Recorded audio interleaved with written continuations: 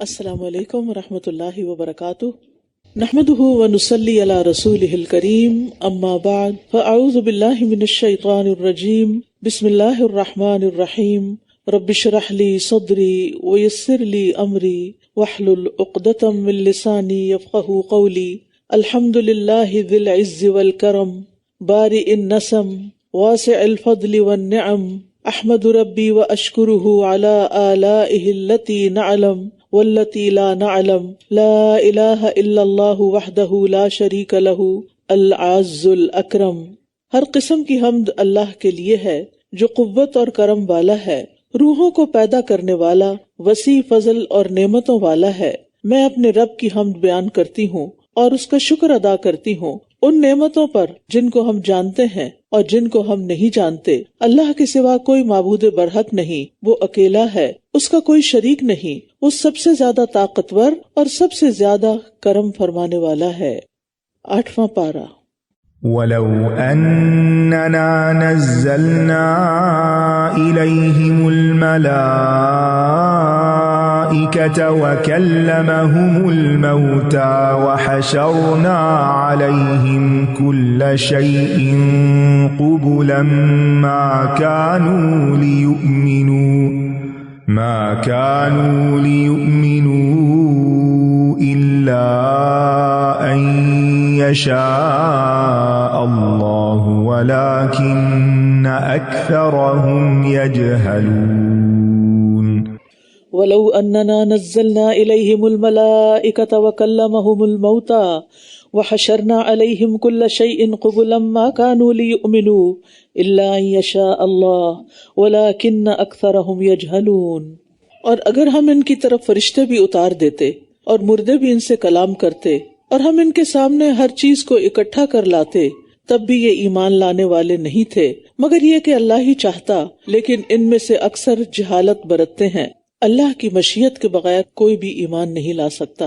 اگر لوگوں کے پاس بڑی بڑی نشانیاں اور معجزات بھی آ جائیں، فرشتے نازل ہو کر رسول کی رسالت کی شہادت بھی دینے لگیں، ان کے ساتھ مردے باتیں کرنے لگیں، اور خود ان کو مارنے کے بعد دوبارہ زندہ کر دیا جائے، تو بھی وہ ایمان نہیں لائیں گے جب تک کہ اللہ نہیں چاہے گا، کیونکہ ہر چیز اللہ کے چاہنے سے ہی ہوتی ہے۔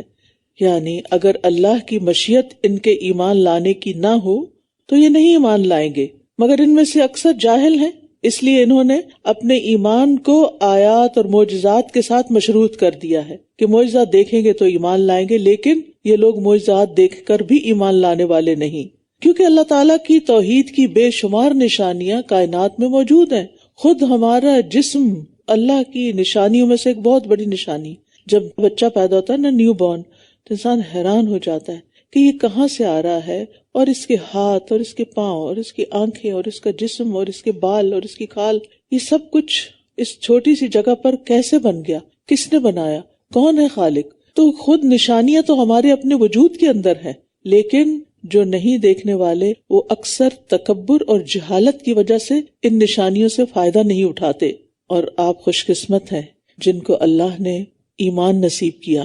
اگر اللہ نے آپ کو اتنی بڑی دولت دے دی ہے تو صرف اسی دولت پر اگر ہم ہر وقت شکر ادا کرتے رہیں تو کافی نہیں۔ اب ہمیں اللہ تعالیٰ سے اس نعمت پر ثابت قدمی کا سوال کرنا چاہیے کہ اللہ تیرا شکر ہے کہ تو نے ہمیں ایمان نصیب کیا، ہمیں اسلام کی ہدایت دی اور ہمیں اپنی نشانیاں دکھائیں، اب تو ہمیں اس پر ثابت قدم بھی رکھ اور ہماری موت صرف اسلام پر آئے۔ وَكَذَلِكَ جَعَلْنَا لِكُلِّ نَبِيٍّ عَدُوًّا شَيَاطِينَ الْإِنسِ وَالْجِنِّ، اور اسی طرح ہم نے ہر نبی کے لیے انسانوں اور جنوں میں سے شیاطین دشمن بنائے جو ملمہ کی ہوئی باتیں دھوکہ دینے کے لیے ایک دوسرے کی طرف القاء کرتے ہیں، اور اگر آپ کا رب چاہتا تو وہ ایسا نہ کر سکتے، بس آپ چھوڑ دیجئے انہیں اور جو جھوٹ یہ گھڑتے ہیں۔ وہی کہتے ہیں خفیہ بات کو، یعنی انسانوں اور جنوں کو گمراہ کرنے کے لیے شیاطین ان کو ہیلے سکھاتے ہیں، وسوسے ڈالتے ہیں تاکہ لوگوں کو دھوکے اور فریب میں مبتلا کر سکیں۔ اور یہ بات عام مشاہدے کی بھی ہے کہ لوگ شیطانی کاموں میں ایک دوسرے کے ساتھ بڑھ چڑھ کے تعاون کرتے ہیں، اسی لیے برائی بہت جلدی پھیل جاتی ہے۔ اور اس سے یہ بھی پتہ چل رہا ہے کہ جس طرح جنوں میں شیاطین ہیں اسی طرح انسانوں میں بھی شیاطین ہیں، اور جن شیاطین کی نسبت انسان شیطان زیادہ سخت ہوتے ہیں۔ مالک بن دینار کہتے ہیں میرے اوپر انسانوں کے شیاطین جنوں کے شیاطین سے بھی زیادہ سخت ہیں. یعنی جو انسان برائی کی طرف بلانے والے ہوتے ہیں، شکوک و شبہات پیدا کرتے ہیں، دلوں میں وسوسے ڈال دیتے ہیں، بدگمانیاں ڈال دیتے ہیں، یہ جن شیاطین سے بھی زیادہ سخت ہوتے ہیں. وہ کہتے ہیں کہ اس کی وجہ یہ ہے کہ جب میں تعوذ پڑھتا ہوں تو جنوں کا شیطان تو مجھ سے دور ہو جاتا ہے، لیکن انسانوں کا شیطان میرے پاس آ کر مجھے علل اعلان نافرمانیوں کی طرف گھسیٹ کر لے جاتا ہے. اور یہ ہم سب کے ساتھ ہوتا ہے کہ کچھ لوگ خیر کے کاموں سے روکتے ہیں، دین کی طرف آنے سے روکتے ہیں، اور ایسی چیزوں کو مزین کر کے دکھاتے ہیں کہ انسان نیکی کی طرف جانے کی بجائے کسی برائی کی طرف اس کو خوبصورت سمجھ کے چل پڑتا ہے. اور تاکہ جو لوگ آخرت پر ایمان نہیں لاتے ان کے دل اس کی طرف مائل ہو جائیں، اور تاکہ وہ اس جھوٹ سے راضی ہو جائیں، اور تاکہ وہ کمائی جو وہ کرتے ہیں کرتے رہیں. کفار مکہ کے ایک اعتراض کا بھی یہاں جواب ہے. یہ کئی آیتیں اس وقت نازل ہوئی جب کفار کہنے لگے مسلمان اپنا مارا ہوا جانور تو کھا لیتے ہیں اور اللہ کے مارے ہوئے کو حرام سمجھتے ہیں. فرمایا کہ ایسی فریب کی باتیں شیاطین کرتے ہیں تاکہ انسان کو شبہات میں ڈالا جائے. تو احکامات میں اللہ کے حکم کو دیکھا جاتا ہے، عقل کو نہیں. لاجک نہیں دیکھی جاتی، اللہ کا حکم دیکھا جاتا ہے. اگر وہ بات ہماری عقل میں آئے تو بھی ٹھیک ہے، اور اگر وہ بات ہماری عقل میں ابھی نہیں آ رہی تو ہمارا کام ہے فرما برداری اور اطاعت کرنا. اور پھر ہم دیکھتے ہیں کہ جو دل جس قدر ایمان سے خالی ہوتا ہے وہ اتنا ہی زیادہ شہوات اور شبہات کی طرف مائل ہو جاتا ہے. افغیر اللہ ابتغی حکما، کیا پھر میں اللہ کے سوا کوئی اور فیصلہ کرنے والا تلاش کروں، حالانکہ وہی ہے جس نے تمہاری طرف یہ مفصل کتاب نازل کی ہے. اور وہ لوگ جنہیں ہم نے کتاب دی تھی وہ جانتے ہیں کہ یہ آپ کے رب کی طرف سے حق کے ساتھ نازل کردہ ہے، پس آپ ہرگز شک کرنے والوں میں سے نہ ہوں. پیچھے بتا دیا گیا کہ کفار نہ ماننے والے کسی صورت میں نہیں مانیں گے.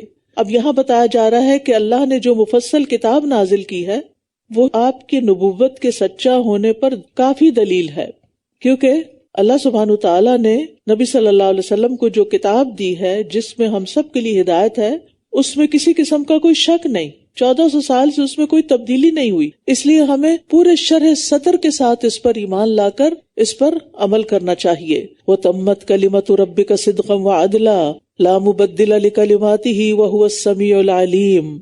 اور آپ کے رب کی سچائی اور عدل والی بات پوری ہو گئی، کوئی اس کے کلمات کو بدلنے والا نہیں، اور وہ خوب سننے والا خوب جاننے والا ہے.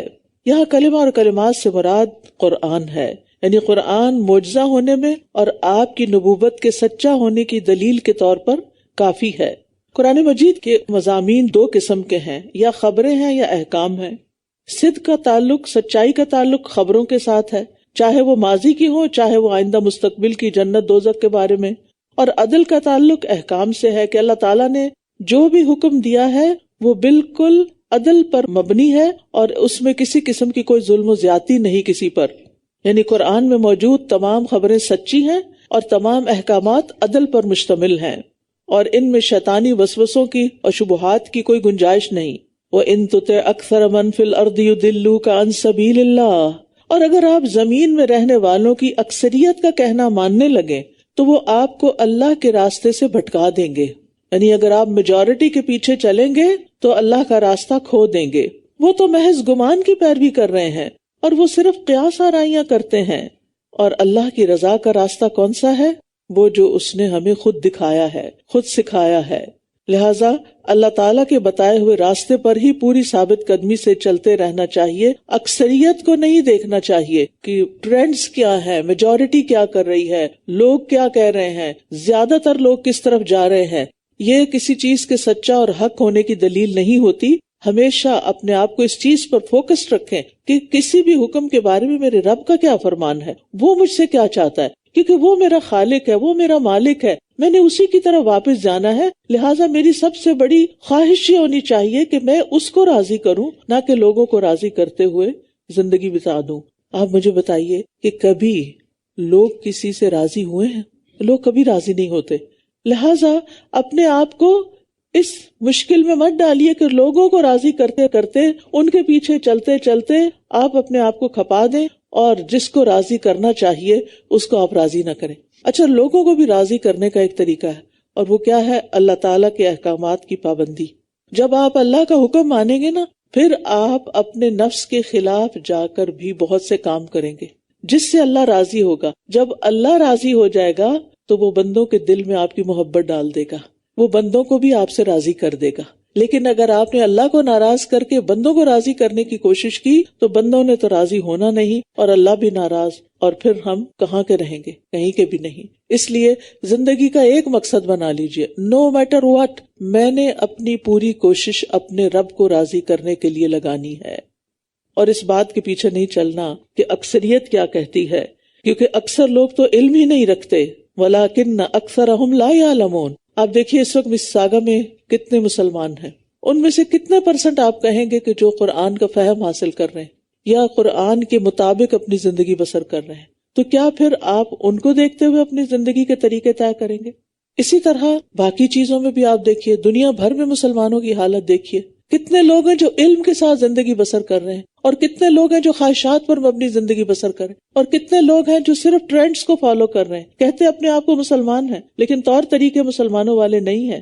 تو ہمیں لوگوں کو نہیں دیکھنا، لوگوں کو نہیں دیکھنا، دیکھنا ہے رب کی رضا کو کہ میرا رب مجھ سے کیا چاہتا ہے. اللہ کے قلیل بندے ہی شکر گزار ہیں اور قلیل بندے ہی ایمان اور عمل صالح کرنے والے ہیں، لہٰذا ان قلیل میں شامل ہو جائیں. ان ربک هو اعلم من يضل عن سبیلہ وهو اعلم بالمہتدین. بے شک آپ کا رب زیادہ جانتا ہے کہ کون اس کے راستے سے بھٹکا ہوا ہے، اور وہی ہدایت پانے والوں کو بھی خوب جانتا ہے. اس سے بھی کیا ظاہر ہوتا ہے کہ اصل معاملہ تو پھر اللہ ہی کے ساتھ ہے. اللہ کے سامنے سچا ہونے کی ضرورت ہے، اللہ کے ساتھ اپنا معاملہ درست کرنے کی ضرورت ہے. فَكُلُوا مِمَّا ذُكِرَ اسْمُ اللَّهِ عَلَيْهِ إِن كُنتُم بِآيَاتِهِ مُؤْمِنِينَ. بس اس میں سے کھاؤ جس پر اللہ کا نام ذکر کیا گیا ہو، اگر تم اس کی آیات پر ایمان لانے والے ہو. تو یہاں حلال کیسے ہوتا ہے جانور، اس کی شرائط بتائی جا رہی ہیں، اور اس کی ایک شرط کیا ہے کہ اس پر ذبح کرتے ہوئے اللہ کا نام لیا جائے. دوسری شرط کا ذکر کہیں اور آتا ہے کہ اس کا خون نکالا جائے، یعنی خون پورا بہہ جائے. اور ہر کھانے پینے والی چیز سے متعلق شرط یہی ہے کہ ان پر اللہ کا نام لے کر ان کو کھایا جائے، یعنی بسم اللہ پڑھ کر کھایا جائے، اور بسم اللہ پڑھ کر ہی یا اللہ کے نام پر ہی ان کو دیا جائے. اور جس چیز پر اللہ کا نام لیا جائے صرف وہی کھانا حلال ہوتا ہے. نبی صلی اللہ علیہ وسلم کے سامنے ایک مرتبہ کھانا پیش کیا گیا تو آپ نے اسے کھانے سے انکار کر دیا. اس کی وجہ کیا ہے؟ آپ نے فرمایا کہ میں وہ چیز نہیں کھاتا جو تم اپنے بتوں کے نام پہ ذبح کرتے ہو، میں صرف وہ چیز کھاتا ہوں جس پر اللہ کا نام لیا گیا ہو. اور یہ نبوت سے پہلے کی بات ہے. وَمَا لَكُمْ أَلَّا تَأْكُلُوا مِمَّا ذُكِرَ اسْمُ اللَّهِ عَلَيْهِ. اور تمہیں کیا ہے کہ تم اس میں سے نہیں کھاتے جس پر اللہ کا نام لیا گیا ہو، حالانکہ اس نے تمہارے لیے کھول کر بیان کر دیا جو اس نے تم پر حرام کیا ہے. یعنی حرام بالکل واضح ہے، سوائے اس کے جس کی طرف تم مجبور کر دیے جاؤ. اور بے شک اکثر لوگ اپنی خواہشات کے ساتھ بغیر علم کے گمراہ کرتے ہیں. یہ ہے گمراہی کی وجہ. بے شک آپ کا رب حد سے تجاوز کرنے والوں کو خوب جانتا ہے. تو ایک ہے اللہ کی ہدایت اور دوسری ہے خواہشات کی پیروی. تو ان دونوں میں سے ہمیں کس کو چوز کرنا ہے؟ اللہ کی ہدایت کو، کیونکہ یہی اصل دین ہے. وَذَرُوا ظَاهِرَ الْإِثْمِ وَبَاطِنَهُ. اور چھوڑ دو ظاہری گناہ کو اور اس کے پوشیدہ کو بھی. بلا شبہ جو لوگ گناہ کماتے ہیں ان قریب وہ ضرور بدلہ دیے جائیں گے اس کمائی کا جو وہ کیا کرتے تھے. یعنی حلال و حرام صرف کھانے کی چیزوں پر ہی منحصر نہیں، بلکہ اس کے علاوہ بھی جو چیزیں حلال اور حرام میں آتی ہیں ان میں سے صرف حلال کو چوز کرنا چاہیے. اسی طرح ظاہری اور باطنی گناہوں کو چھوڑنا ضروری ہے، یعنی کسی کے بہکانے میں نہ آئیں اور ہر طرح سے کانشیس رہیں. ظاہری گناہ کون سے ہوتے ہیں؟ جو ہاتھ پاؤں سے کیے جاتے ہیں، جیسے چوری، زنا وغیرہ. اور چھپے ہوئے گناہ کون سے ہوتے ہیں؟ جن کا ارادہ دل میں کیا جاتا ہے یا جو عقیدے وغیرہ سے تعلق رکھتے ہیں. اسی طرح جن گناہوں کا نقصان عام لوگوں پر واضح ہوتا ہے وہ ظاہری گناہ کہلاتے ہیں، اور جس نقصان سے صرف انسان خود یا چند لوگ واقف ہوں وہ باطنی گناہ کہلاتے ہیں. تو بہرحال ہر قسم کے گناہ سے بچنا ضروری ہے. گناہ چھوٹا ہو یا بڑا ہو، صغیرہ ہو یا کبیرہ ہو، ظاہری ہو یا باطنی ہو، ان کو چھوڑ دینا ہی انسان کے فائدے میں ہے، کیونکہ گناہوں سے بچنے والا ہی سب سے بڑا عبادت گزار ہوتا ہے. ہم سمجھتے ہیں زیادہ نمازیں پڑھنے والا عبادت گزار ہے، زیادہ روزے رکھنے والا عبادت گزار ہے، لیکن جب تک وہ حرام چیزوں سے پرہیز نہ کرے وہ عبادت گزار نہیں کہلا سکتا. رسول اللہ صلی اللہ علیہ وسلم نے فرمایا اتق المحارم تکن عابد الناس. حرام کاموں سے پرہیز کرو، سب سے زیادہ عبادت گزار بن جاؤ گے. پھر واضح طور پر فرمایا وَلَا تَأْكُلُوا مِمَّا لَمْ يُذْكَرِ اسْمُ اللَّهِ عَلَيْهِ، اور جس جانور پر اللہ کا نام نہ لیا گیا ہو اس میں سے مت کھاؤ، اور یقیناً یہ نافرمانی کا کام ہے۔ لہٰذا یہ نہیں کہہ سکتے کہ ٹھیک ہے کہیں سے بھی خرید کے گوشت کھا لیتے ہیں اور اس پر خود بسم اللہ پڑھ لیتے ہیں، شرط یہ ہے کہ ان کو ذبح کرتے وقت بسم اللہ کہا گیا ہو۔ اور بے شک شیاطین اپنے دوستوں کی طرف شبہات القاء کرتے رہتے ہیں تاکہ یہ تم سے جھگڑا کریں، اور اگر تم نے ان کی اطاعت کی تو یقیناً تم مشرک ہو جاؤ گے۔ تو اس آیت سے صاف پتہ چل رہا ہے کہ جس ذبیحہ پر اللہ کا نام نہ لیا جائے وہ حرام ہے، اور یہاں خاص طور پر ذبیحہ مراد ہے، اگرچہ اس سے مراد دیگر چیزیں بھی ہیں کہ اگر بتوں کے نام پر یا غیر اللہ کے نام پر کوئی مٹھائی یا کوئی کھانے پینے کی چیز یا کوئی پھوٹ دی گئی ہو تو اس کو بھی نہیں کھانا چاہیے۔ أَوَمَنْ كَانَ مَيْتًا فَأَحْيَيْنَاهُ وَجَعَلْنَا لَهُ نُورًا يَمْشِي بِهِ فِي النَّاسِ، کیا بھلا وہ جو مردہ تھا پھر ہم نے اسے زندہ کیا اور ہم نے اسے ایسا نور عطا کیا جس کے ساتھ وہ لوگوں کے درمیان چلتا پھرتا ہے۔ اس کی طرح ہو سکتا ہے جو اندھیروں میں ہے، ان سے کسی طرح نکلنے والا نہیں۔ اسی طرح کافروں کے لیے خوبصورت بنا دیا گیا جو کچھ وہ کیا کرتے ہیں۔ ابن قیم کہتے ہیں کہ یہاں جو زندگی مقصود ہے وہ جہالت کی موت سے علم کی زندگی کو حاصل کرنا ہے، یہ مطلوب و مقصود ہے۔ جہالت لوگوں کے لیے موت ہے، کیونکہ جاہل کا دل اور روح مردہ ہوتی ہے، جاہل کا دل اور روح مردہ ہوتی ہے اگرچہ اس کا جسم زندہ ہوتا ہے۔ تو اس لیے بہت ضروری ہے کہ دلوں کو علم کی روشنی سے زندہ کیا جائے، وہی روح کی زندگی ہے۔ جیسا کہ زمینی خوراک جسم کی زندگی ہے، یعنی زمین سے اگنے والی چیزیں کھا کے ہم زندہ رہتے ہیں، اور ہماری روح زندہ ہوتی ہے جب وحی الہی سے ہم اس کو فیڈ کرتے ہیں۔ تو جو شخص کسی بھی چیز کی روح کو کھو دیتا ہے وہ نقصان اٹھاتا ہے۔ کوئی انسان ہو، کوئی جانور ہو، جب اس کی روح نکل جاتی ہے تو پھر کیا ہوتا ہے؟ وہ ختم ہو جاتا ہے۔ اسی طرح کچھ لوگ زندہ لاشیں ہوتے زندہ ہیں لیکن ان کے دل مردہ ہو چکے ہوتے ہیں، یا تو ایمان نہیں ہوتا یا ایمان کے تقاضے پورے نہیں ہو رہے ہوتے، جیسے تقویٰ ہے، توکل ہے، قناعت ہے، رغبت ہے، اللہ کی خوف ہے، خشیت ہے، محبت ہے، یہ چیزیں دل میں نہیں ہوتی۔ اور یا پھر یہ ہے کہ علم ہی نہیں ہوتا، یعنی وہ علم جو اللہ تعالیٰ نے بھیجا۔ تو یہ علم وحی جو ہے یہ دلوں کو زندگی بخشتا ہے۔ تو کہ وہ شخص جو پہلے مردہ تھا، یعنی ایمان نہیں تھا تو ایمان لے آیا، یا علم نہیں تھا، جاہل تھا تو پھر علم سیکھ لیا، اور ہم نے اسے ایسا نور عطا کر دیا جس کے ساتھ وہ لوگوں کے بیچ میں چلتا پھرتا ہے۔ یعنی جب اس کو ایمان اور علم دو نعمتیں مل گئیں تو دراصل اسے وہ روشنی ملی کہ جس کے ساتھ اس کو ایک فرقان ایسا مل گیا کہ رہتا عام لوگوں میں ہے لیکن کرتا وہ ہے جو اللہ نے ایمان اور علم کی نعمت کی روشنی کی شکل میں اس کو عطا کیا۔ اس کے اندر ایک فرقان ہوتا ہے، اس کے اندر ایک پہچان ہوتی ہے کہ صحیح کیا ہے اور غلط کیا ہے۔ تو یہ دو کردار ہیں، ایک ایمان اور علم کے ساتھ ہے اور دوسرا کفر اور جہالت کے ساتھ۔ یہ دونوں برابر نہیں ہو سکتے۔ اور اسی طرح ہم نے ہر بستی میں اس کے بڑے بڑے مجرموں کو لگا دیا کہ یہ اس میں چالیں چلیں، اور یہ چالیں نہیں چلتے مگر اپنے ہی آپ سے، مگر یہ شعور نہیں رکھتے۔ یہاں مسلمانوں کو تسلی دی جا رہی ہے کہ جو لوگ ان کے خلاف سازشیں کر رہے ہیں وہ ان سے مت گھبرائیں۔ اس قسم کی سازشیں ہر دور میں ہوتی رہیں، انبیاء کرام کے خلاف ہوتی رہیں، لیکن بالآخر انجام ایمان والوں کا ہی بہتر ہوا۔ سازشیں اور چالیں چلنے والوں کو ہی نقصان دیتی ہیں۔ کبھی دنیا میں بھی ان کا نقصان نظر آ جاتا ہے، لیکن اگر دنیا میں نظر نہ آئے تو آخرت میں تو پتہ چل ہی جائے گا۔ اور جب ان کے پاس کوئی نشانی آتی ہے تو یہ کہتے ہیں ہم ہرگز ایمان نہ لائیں گے یہاں تک کہ ہم بھی اسی کی مانند دیے جائیں جو اللہ کے رسولوں کو دیا گیا۔ اللہ خوب جانتا ہے کہاں وہ اپنی رسالت رکھے۔ جن لوگوں نے جرم کیے انہیں اللہ کے ہاں ذلت اور شدید عذاب ضرور پہنچے گا بوجہ اس کے جو چالیں وہ چلتے تھے۔ یہاں کفار کے مکر و فریب کا حال بیان کیا جا رہا ہے، لیکن یہ ہے کہ اللہ سبحانہ وتعالی اپنی مرضی سے جس کو چاہتا ہے رسول منتخب کرتا ہے۔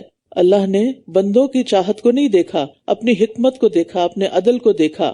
فَمَن يُرِدِ اللَّهُ أَن يَهْدِيَهُ يَشْرَحْ صَدْرَهُ لِلْإِسْلَامِ، پھر اللہ جسے ہدایت دینے کا ارادہ کرتا ہے اس کا سینہ اسلام کے لیے کھول دیتا ہے، اس کا دل کھل جاتا ہے، وہ خوشی سے پھر اسلام قبول کرتا ہے، وہ خوشی سے اسلام کی تعلیم کو حاصل کرتا ہے۔ اور جسے وہ گمراہ کرنا چاہتا ہے اس کا سینہ بہت تنگ گھٹا ہوا کر دیتا ہے، گویا کہ وہ آسمان میں چڑھ رہا ہو۔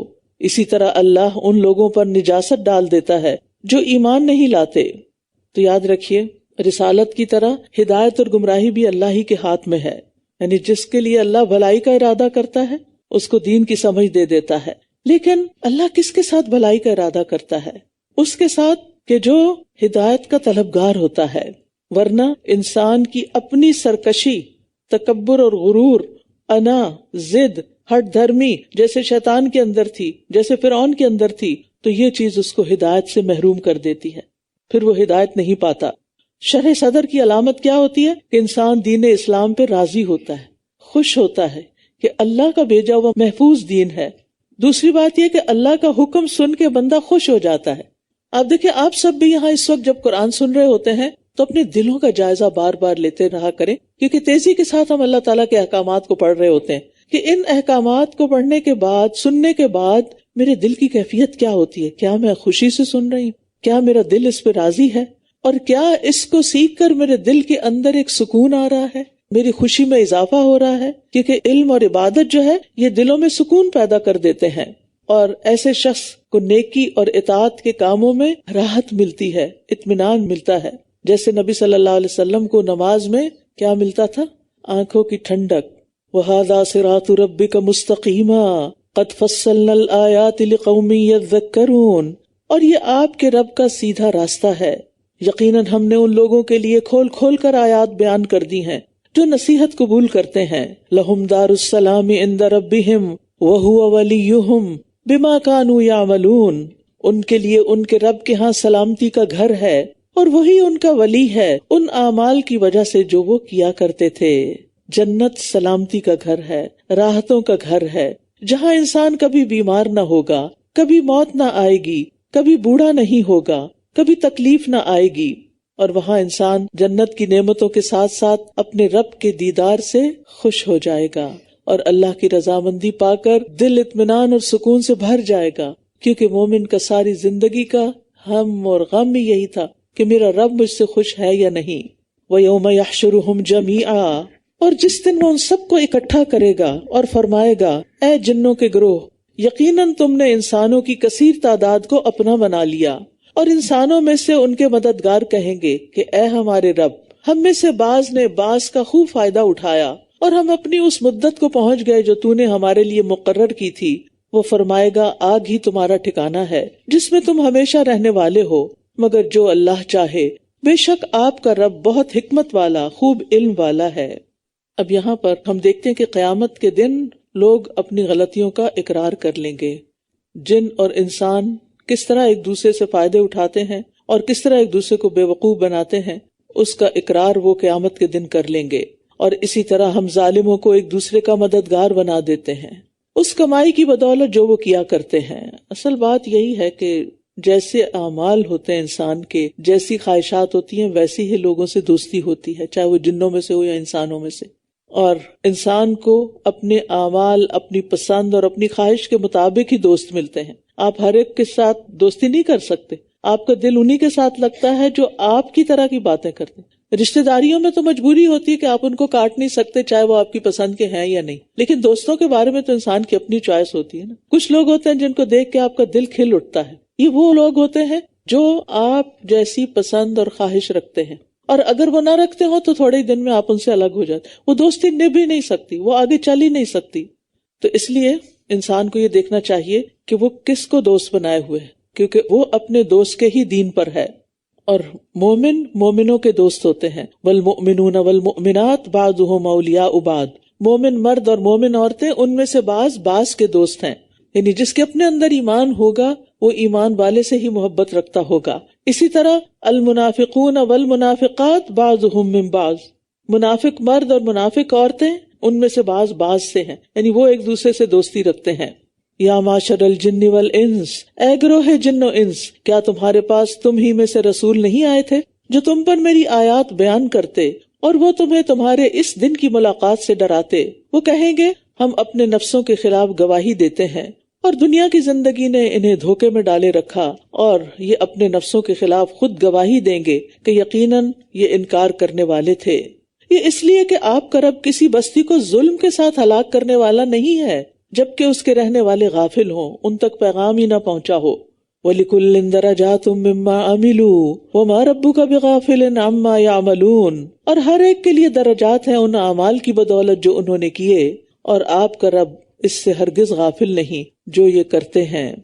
تو بات یہ ہے کہ ہر انسان کا درجہ اور مقام آخرت میں اس کے اعمال کے مطابق ہوگا۔ جس نے پورا قرآن حفظ کیا اس کا درجہ کچھ اور ہوگا، جس نے آدھا کیا اس کا کچھ اور ہوگا، جس نے جتنی زیادہ نیکیاں کی ہوں گی، جتنے زیادہ سجدے کیے ہوں گے، کیونکہ ہر سجدے کے بدلے ایک درجہ ملتا ہے، تو جتنے زیادہ سجدے ہوں گے اتنے ہی زیادہ اس کے درجات ہوں گے۔ وَلِكُلٍّ دَرَجَاتٌ مِّمَّا عَمِلُوا، یہ تو اللہ کے ہاں طے شدہ ہے، وہیں پہنچو گے جہاں تک کی کوشش کی۔ دنیا میں بھی ہم یہ دیکھتے ہیں کہ انسان جس چیز کے لیے کوشش کرتا ہے وہی ملتی ہے اس کو، اس کے گولز جو ہیں وہ بہت کم تر درجے کے ہیں تو وہ وہیں پہنچے گا۔ ہائی اچیورز وہ ہوتے ہیں جو اپنے گول بھی بہت اونچے سیٹ کرتے ہیں، اور پھر من جد وجد، جو کوشش کرتا ہے وہ پا لیتا ہے۔ دیکھا یہ جاتا ہے کہ آپ کی کوششیں کیا ہیں اور کہاں تک ہیں۔ وَرَبُّكَ الْغَنِيُّ ذُو الرَّحْمَةِ إِن يَشَأْ يُذْهِبْكُمْ وَيَسْتَخْلِفْ مِن بَعْدِكُم مَّا يَشَاءُ، اور آپ کا رب بہت بے نیاز رحمت والا ہے، اگر وہ چاہے تو تم سب کو لے جائے اور تمہارے بعد جسے چاہے جانشین بنا دے، جیسا کہ اس نے تمہیں کچھ اور لوگوں کی نسل سے اٹھایا، یعنی پہلے لوگوں کا تمہیں جانشین بنایا، تو اگر تم اس کی اطاعت نہیں کرتے تو تمہیں تباہ کر کے دوسروں کو تمہارا جانشین بنا سکتا ہے، یہ اس کی قدرت میں ہے۔ اور یہاں اللہ کا نام الغنی آیا ہے، یعنی ساری مخلوق سے اپنی قدرت کی بنا پر بے پرواہ اور بے نیاز ہے، ساری مخلوق اس کی محتاج ہے، وہ کسی کا محتاج نہیں۔ انما توعدون لآت، بے شک جس چیز کا تم سے وعدہ کیا جاتا ہے وہ ضرور آنے والی ہے، اور تم اللہ کو عاجز کرنے والے نہیں ہو، یعنی اگر اللہ کا عذاب آ گیا تو تم اس کو روک نہیں سکتے۔ کہہ دیجئے اے میری قوم، تم اپنی جگہ عمل کرو، بے شک میں بھی عمل کرنے والا ہوں، بس ان قریب تم جان لو گے کہ وہ کون ہے جس کے لیے آخرت کے گھر کا اچھا انجام ہے، بے شک ظالم لوگ فلاح نہیں پاتے۔ یہ بطور ڈانٹ ایسا کہا گیا ہے، اس کا یہ مطلب نہیں کہ جو چاہو کرو، یہ نہیں کہا جا رہا۔ بعض اوقات ایسا ہوتا ہے نا کہ کوئی شخص کچھ غلط کام کر رہا ہوتا ہے یا صحیح نہیں کر رہا ہوتا، اس کہتا ہے اچھا پھر جو کر رہے ہو کرتے رہو، پھر دیکھنا کہ تمہارا انجام کیا ہوتا ہے، یا یہ کہ اچھا کر لو اپنی مرضی پہ، میں نمٹ لوں گا تم سے، تو یہ اس سینس میں ہے۔ وَجَعَلُوا لِلَّهِ مِمَّا ذَرَأَ مِنَ الْحَرْثِ وَالْأَنْعَامِ نَصِيبًا، اور انہوں نے اللہ کے لیے ایک حصہ مقرر کر لیا ان کھیتوں اور مویشیوں میں سے جو اس نے پیدا کیے، تو انہوں نے اپنے گمان کے مطابق کہا کہ یہ اللہ کے لیے ہے اور یہ حصہ ہمارے شریکوں کے لیے ہے، بس جو حصہ ان کے شریکوں کے لیے ہوتا تو وہ اللہ کی طرف نہ پہنچتا، اور جو اللہ کے لیے ہوتا وہ ان کے شریکوں کی طرف پہنچ جاتا۔ کتنا برا فیصلہ ہے جو یہ کرتے ہیں۔ یہاں عربوں کی جہالت کے بارے میں بات کی گئی ہے۔ عبداللہ بن عباس کہتے ہیں تم عربوں کی جہالت معلوم کرنا چاہو تو سورۃ الانعام کی آیت پڑھ لو 130 سے 140 تک۔ تو ان کی پہلی جہالت کیا تھی کہ اپنی کھیتی اور چوپاؤں میں سے صرف ایک حصہ انہوں نے اللہ کے لیے مقرر کیا، جس میں سے وہ مہمان نوازی کرتے، صلہ رحمی کرتے اور دیگر اچھے کاموں کے لیے، اور ایک حصہ اپنے بتوں کے لیے، اور جن کو وہ مشکل کشا سمجھتے تھے، اور اپنے پروہتوں اور کاہنوں کے لیے مقرر کیا ہوا تھا۔ اگر ان کے حصے میں کوئی کمی ہوتی تو اللہ کے حصے سے اس میں ڈال دیتے کہ اللہ تو غنی ہے، اس کو تو ضرورت نہیں ہے، اور اللہ کا حصہ مار دیتے۔ اور اسی طرح مشرکین کی اکثریت کے لیے ان کے معبودوں نے ان کی اولاد کا قتل کرنا خوبصورت بنا دیا۔ ایک اور جہالت، تاکہ وہ انہیں ہلاکت میں ڈالیں۔ اپنی اولاد کو مار ڈالنا ہلاکت کا باعث ہے، اور تاکہ وہ ان پر ان کے دین کو مشتبہ کر دیں، اور اگر اللہ چاہتا تو ایسا نہ کرتے، بس چھوڑ دیجئے انہیں اور جو جھوٹ یہ گھڑتے ہیں۔ یہاں پر ایک اور جہالت کا ذکر کیا گیا کہ شیطان نے ان کے لیے اپنی ہی اولاد کو مار ڈالنا خوشنما بنا دیا۔ اس سے زیادہ بے وقوفی اور جہالت کی کوئی بات ہوگی؟ اللہ تعالیٰ فرماتے ہیں ان قتلہم کان خطئا کبیرا، کہ اپنی اولاد کا قتل بہت بڑی خطا ہے، بہت کبیرہ گناہ ہے۔ لیکن آج بھی آپ دیکھیں کہ کچھ لوگ اپنی ہی اولاد کو دنیا میں آنے سے پہلے ہی مار ڈالتے ہیں۔ بہت بڑا گناہ ہے، کبیرہ گناہ ہے۔ خواتین کو خاص طور پر اس مسئلے کو اچھی طرح سمجھ لینا چاہیے اور کسی کی باتوں میں نہیں آنا چاہیے، اور کسی بھی وقتی پریشانی کا شکار ہو کر اپنے پیٹ کے بچے کو مارنا نہیں چاہیے کسی بھی سٹیج پر۔ اور انہوں نے اپنے گمان سے کہا یہ مویشی اور کھیت ممنوع ہیں، انہیں صرف وہی کھا سکتا ہے جسے ہم کھلانا چاہیں، اور کچھ مویشی ہیں جن کی پشتیں یعنی پیٹھیں سواری اور بار برداری کے لیے حرام کر دی گئی، یعنی کوئی ان پہ سوار نہیں ہو سکتا، اور کچھ مویشی ہیں جن پر یہ اللہ کا نام نہیں لیتے، اللہ پر جھوٹ گھڑتے ہوئے، اور وہ جلد ہی انہیں اس جھوٹ کا بدلہ دے گا جو یہ گھڑا کرتے ہیں۔ یہاں ان کی مزید حماقتوں کا ذکر ہے کہ وہ کچھ جانوروں کو بت خانوں اور مجاوروں کے لیے خاص کرتے اور ان کو ذبح کرتے ہوئے بھی انہی کا نام لیتے، بتوں کا نام لیتے، اللہ کا نام نہیں لیتے تھے. ان پر حج کے لیے بھی نہیں جاتے تھے، اور یہ کہتے تھے کہ بتوں کے جو مجاور بنے ہوئے ہیں بس وہی ان کو استعمال کر سکتے ہیں، باقی سب کے لیے حرام ہے. حالانکہ یہ بالکل جھوٹ بولتے ہیں، یہ دین کا حصہ نہیں ہے. اور انہوں نے کہا جو بچہ ان مویشیوں کے پیٹوں میں ہے وہ خالص ہمارے مردوں کے لیے ہے اور وہ ہماری عورتوں پر حرام ہے، اور اگر وہ مردار ہو تو سب اس میں شریک ہیں. جلد ہی وہ انہیں ان کی اس بات کا بدلہ دے گا، بے شک وہ بہت حکمت والا خوب علم والا ہے. یہ عربوں نے حلال حرام کا ایک انوکھا اصول بنایا کہ کچھ چیزوں کو، جیسے جو جانور وہ اپنے بتوں کے نام پہ وقف کرتے، ان میں سے بعض کے بارے میں کہتے کہ ان کا دودھ اور ان کے پیٹ سے پیدا ہونے والا زندہ بچہ صرف ہمارے مردوں کے لیے حلال ہے، عورتوں کے لیے حرام ہے. ڈسکریمنیشن. اور اگر بچہ مردہ پیدا ہوا تو مرد اور عورت کھانے میں برابر شریک ہیں، اور اس قسم کے غلط بیان دیتے تھے، حالانکہ اس کی کوئی علمی اور عقلی بنیاد ہی نہیں ہے. اور اسی طرح کبھی نر جانور کو حرام قرار دیتے، کبھی مادہ جانور کو، حالانکہ اللہ سبحانہ تعالیٰ نے تو سب کو یعنی کہ حلال ہی پیدا کیا. قد خسر الذین قتلوا اولادہم سفہا، بے شک ان لوگوں نے نقصان اٹھایا جنہوں نے اپنی اولاد کو بغیر علم کے نادانی سے قتل کر دیا. اللہ اکبر. بے شک ان لوگوں نے نقصان اٹھایا، دین کا بھی دنیا کا بھی، جنہوں نے اپنی اولاد کو بغیر علم کے نادانی سے قتل کر دیا، اور جو رزق اللہ نے انہیں دے رکھا تھا اسے اللہ پر جھوٹ گھڑتے ہوئے حرام قرار دے دیا. یقیناً یہ بھٹک گئے ہیں اور یہ ہدایت پانے والے نہ تھے.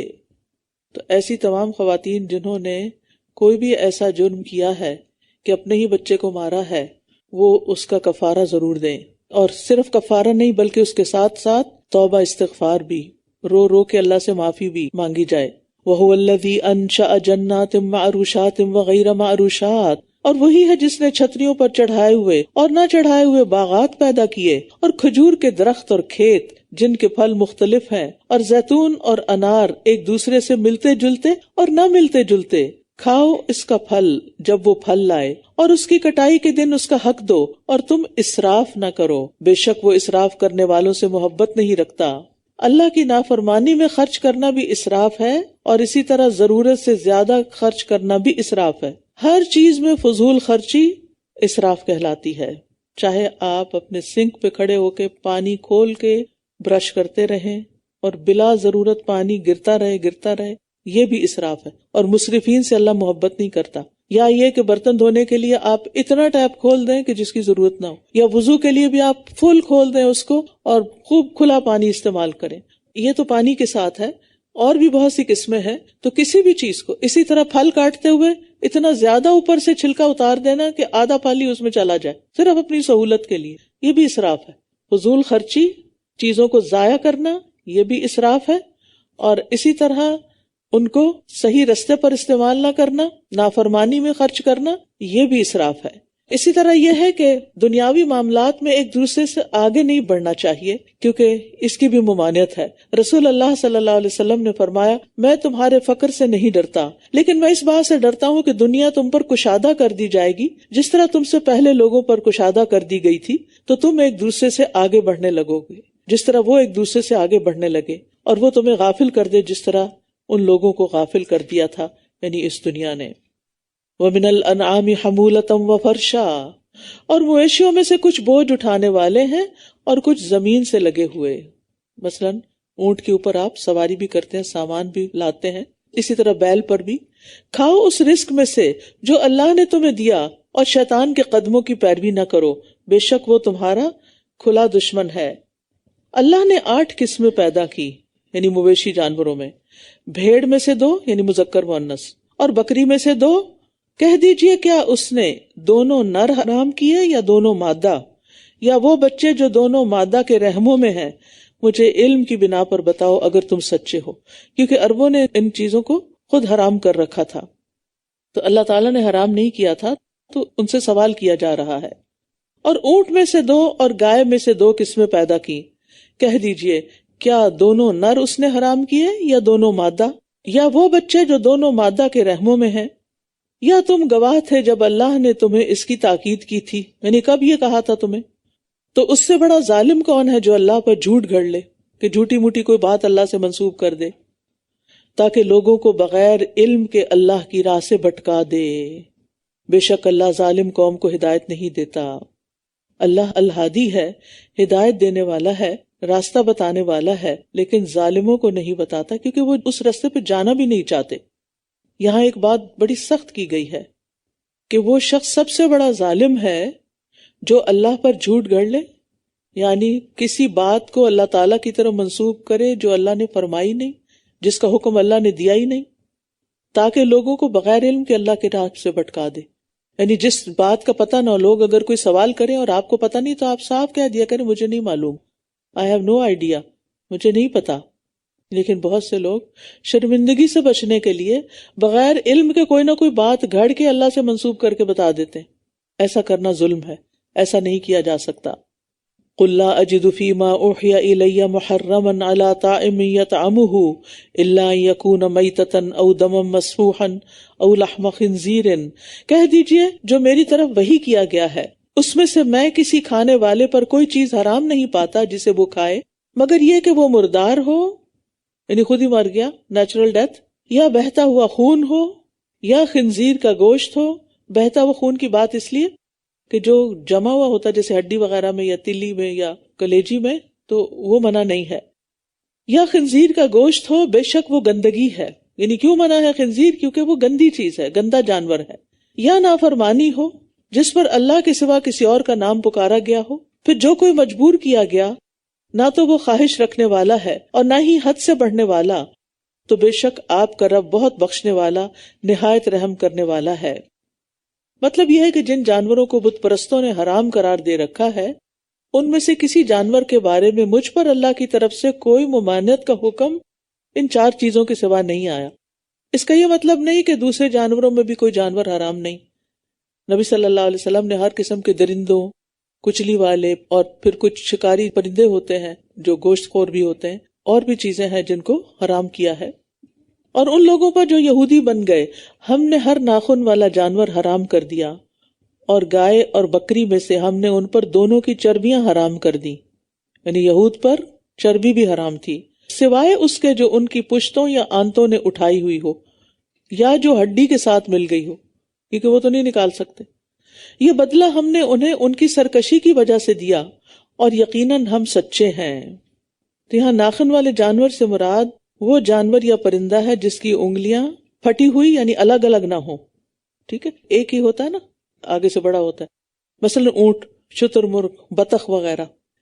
یعنی صرف وہ پرندے یا جانور حلال تھے جن کے پنجے کھلے ہوں. فَإِن كَذَّبُوكَ فَقُلْ رَبُّكُمْ ذُو رَحْمَةٍ وَاسِعَةٍ.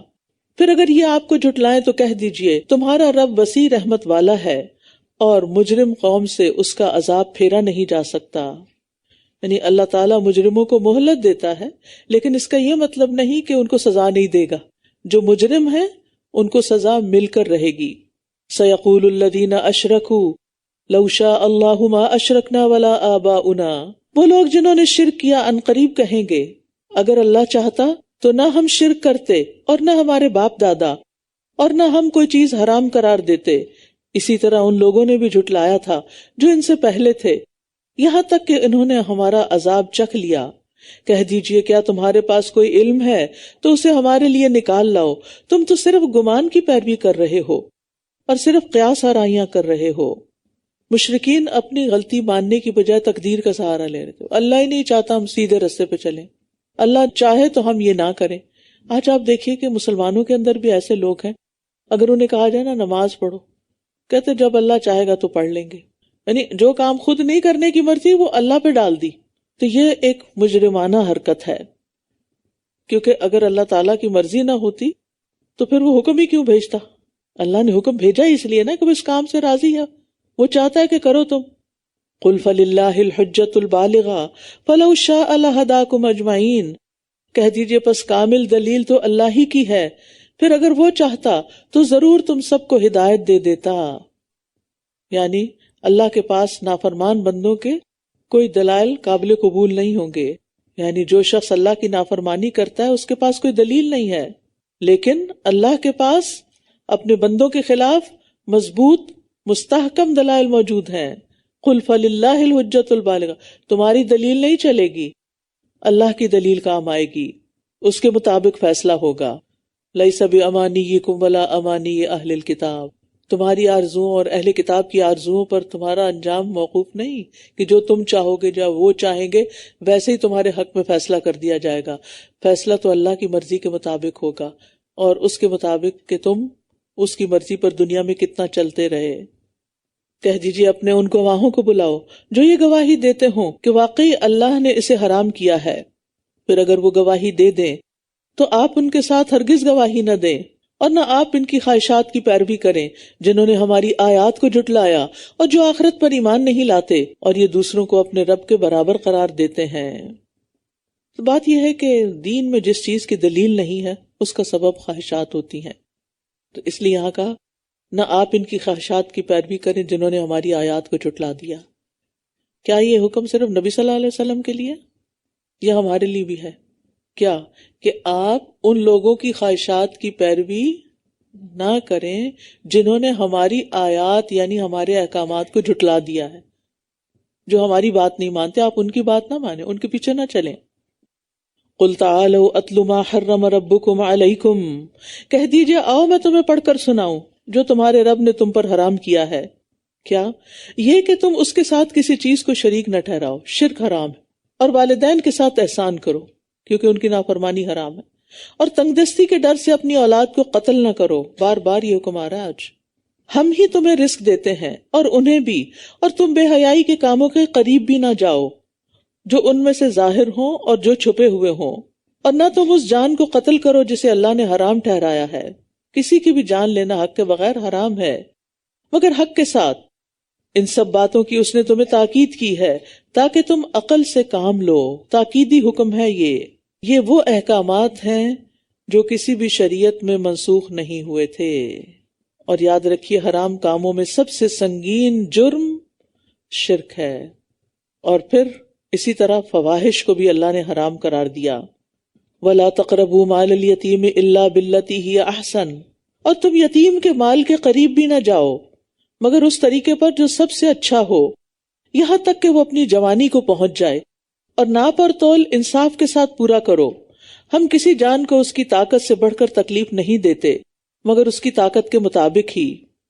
اور جب تم بات کرو تو عدل سے کام لو اگرچہ وہ قریبی رشتہ دار کے خلاف ہی ہو، اور اللہ کے عہد کو پورا کرو. یہ وہ حکم ہے جس کی اس نے تمہیں تاکید کی ہے تاکہ تم نصیحت حاصل کرو. کہا جاتا ہے کہ 10 کمانڈمنٹس جو تھی موسیٰ علیہ السلام کو دی گئی ان میں بھی یہی احکامات تھے. اور بے شک یہی میرا سیدھا راستہ ہے، بس اسی کی پیروی کرو اور تم دوسرے راستوں کی پیروی نہ کرو ورنہ وہ تمہیں اس کے راستے سے الگ کر دیں گے. یہ وہ حکم ہے جس کی اس نے تمہیں تاکید کی ہے تاکہ تم تقوی اختیار کرو. اس آیت سے پتہ چلتا ہے کہ اللہ کا راستہ ایک ہی ہے، متفرق نہیں ہے. وہی سیدھا راستہ جو جنت تک پہنچانے والا ہے. لیکن شیطان نے لوگوں کو گمراہ کرنے کے لیے اس کے ارد گرد بہت سے رستے نکال دیے، ایگزٹس نکال دیے ہیں. عبداللہ بن مسعود کہتے ہیں کہ رسول اللہ صلی اللہ علیہ وسلم نے ہمارے سامنے ایک لکیر کھینچی، پھر فرمایا یہ اللہ کا راستہ ہے، سیدھا اسٹریٹ. پھر اس کے دائیں اور اس کے بائیں کچھ اور لکیریں کھینچ دی، رائٹ لیفٹ بھی. پھر فرمایا یہ مختلف راستے ہیں جن میں سے ہر راستے پر شیطان بیٹھا ہو. جیسے وہ چوراہا ہوتا ہے نا، تو ایک ہوتی ہے مین روڈ جس کے اوپر آپ چلے جا رہے ہوتے ہیں، اور ایک ہوتی ہے سائیڈ روڈز کے لیے نکلنے کے راستے. فرمایا یہ مختلف راستے ہیں جن میں سے ہر راستے پر شیطان بیٹھا ہے اور ان راستوں پر چلنے کی دعوت دے رہا ہے. اس کے بعد آپ نے یہی آیت تلاوت فرمائی، کیا ان ھذا صراطی مستقیما فاتبعوہ، یہ میرا سیدھا راستہ ہے سو اس کی پیروی کرو، دوسرے راستوں کے پیچھے نہ پڑو ورنہ تم اللہ کے راستے سے بھٹک جاؤ گے. کہیں بھی تم رائٹ لیفٹ ہوئے تو اللہ کا راستہ کھو دو گے، منزل تک نہیں پہنچ سکو گے. ثم آتینا موسیٰ الکتاب تماما علی الذی احسن وتفصیلا لکل شیء وہدی ورحمۃ لعلہم بلقاء ربہم یؤمنون. پھر ہم نے موسیٰ کو کتاب دی اس شخص پر اپنی نعمت تمام کرنے کے لیے جس نے نیکی کی، اور ہر چیز کی تفصیل اور ہدایت اور رحمت کے لیے تاکہ وہ اپنے رب کی ملاقات پر ایمان لے آئیں. وَهَذَا كِتَابٌ أَنزَلْنَاهُ مُبَارَكٌ فَاتَّبِعُوهُ وَاتَّقُوا لَعَلَّكُمْ تُرْحَمُونَ. اور یہ ایک کتاب ہے جسے ہم نے نازل کیا ہے. کون سی کتاب؟ قرآن عظیم، بہت بابرکت کتاب ہے. بس اس کی پیروی کرو، اس کو فالو کرو اور تقوی اختیار کرو تاکہ تم پر رحم کیا جائے۔ اللہ کی رحمت چاہتے ہو تو اپنے اندر یہ صفات پیدا کر لو۔ اس سے یہ پتہ چلتا ہے کہ تقوی پیدا ہوتا ہے اس کتاب کو پڑھنے سے، اس کتاب کے ساتھ جڑے رہنے سے، اور رحمت آتی ہے تقوی کے بعد تقوی اختیار کرنے سے۔ تو اس کتاب کو مضبوط پکڑ لو تاکہ تقوی حاصل ہو، تاکہ اللہ کی رحمت حاصل ہو۔ ہم میں سے ہر شخص رحمت چاہتا ہے، برکت چاہتا ہے، اور یہ خزانہ ہے ہمارے سامنے، لیکن ہمارے پاس وقت ہی نہیں اس کو پڑھنے کا، اور دنیا نے ہمیں اتنا مصروف کر رکھا ہے غیر ضروری کاموں نے۔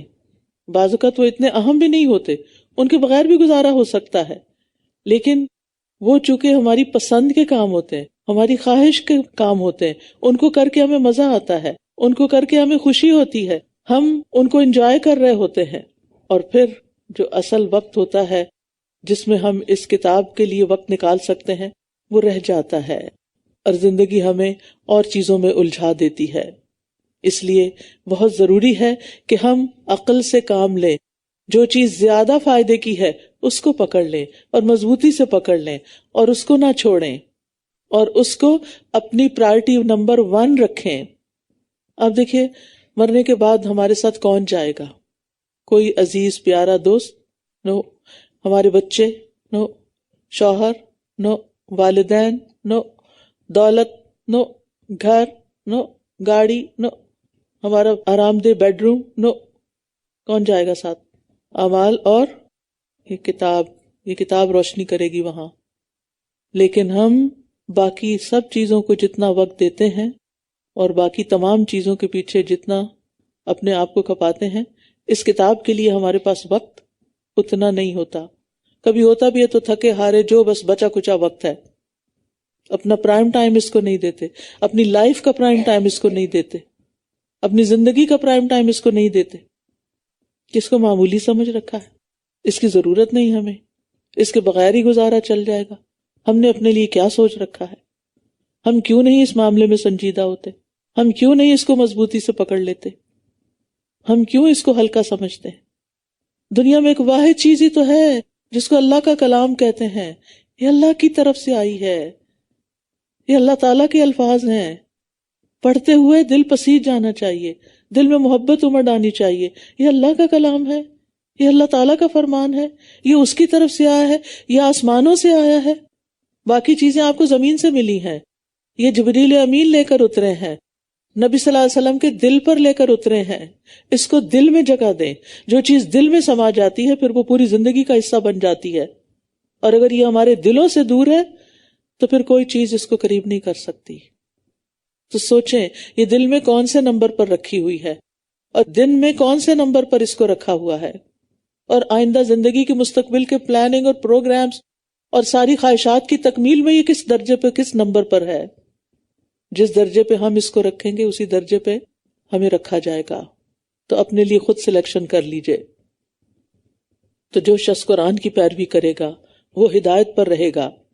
نبی صلی اللہ علیہ وسلم نے فرمایا اللہ عز و جل کی کتاب ہی اللہ کی رسی ہے، جو اس کی پیروی کرے گا وہ ہدایت پر رہے گا، اور جو اسے چھوڑ دے گا وہ گمراہی پر رہے گا۔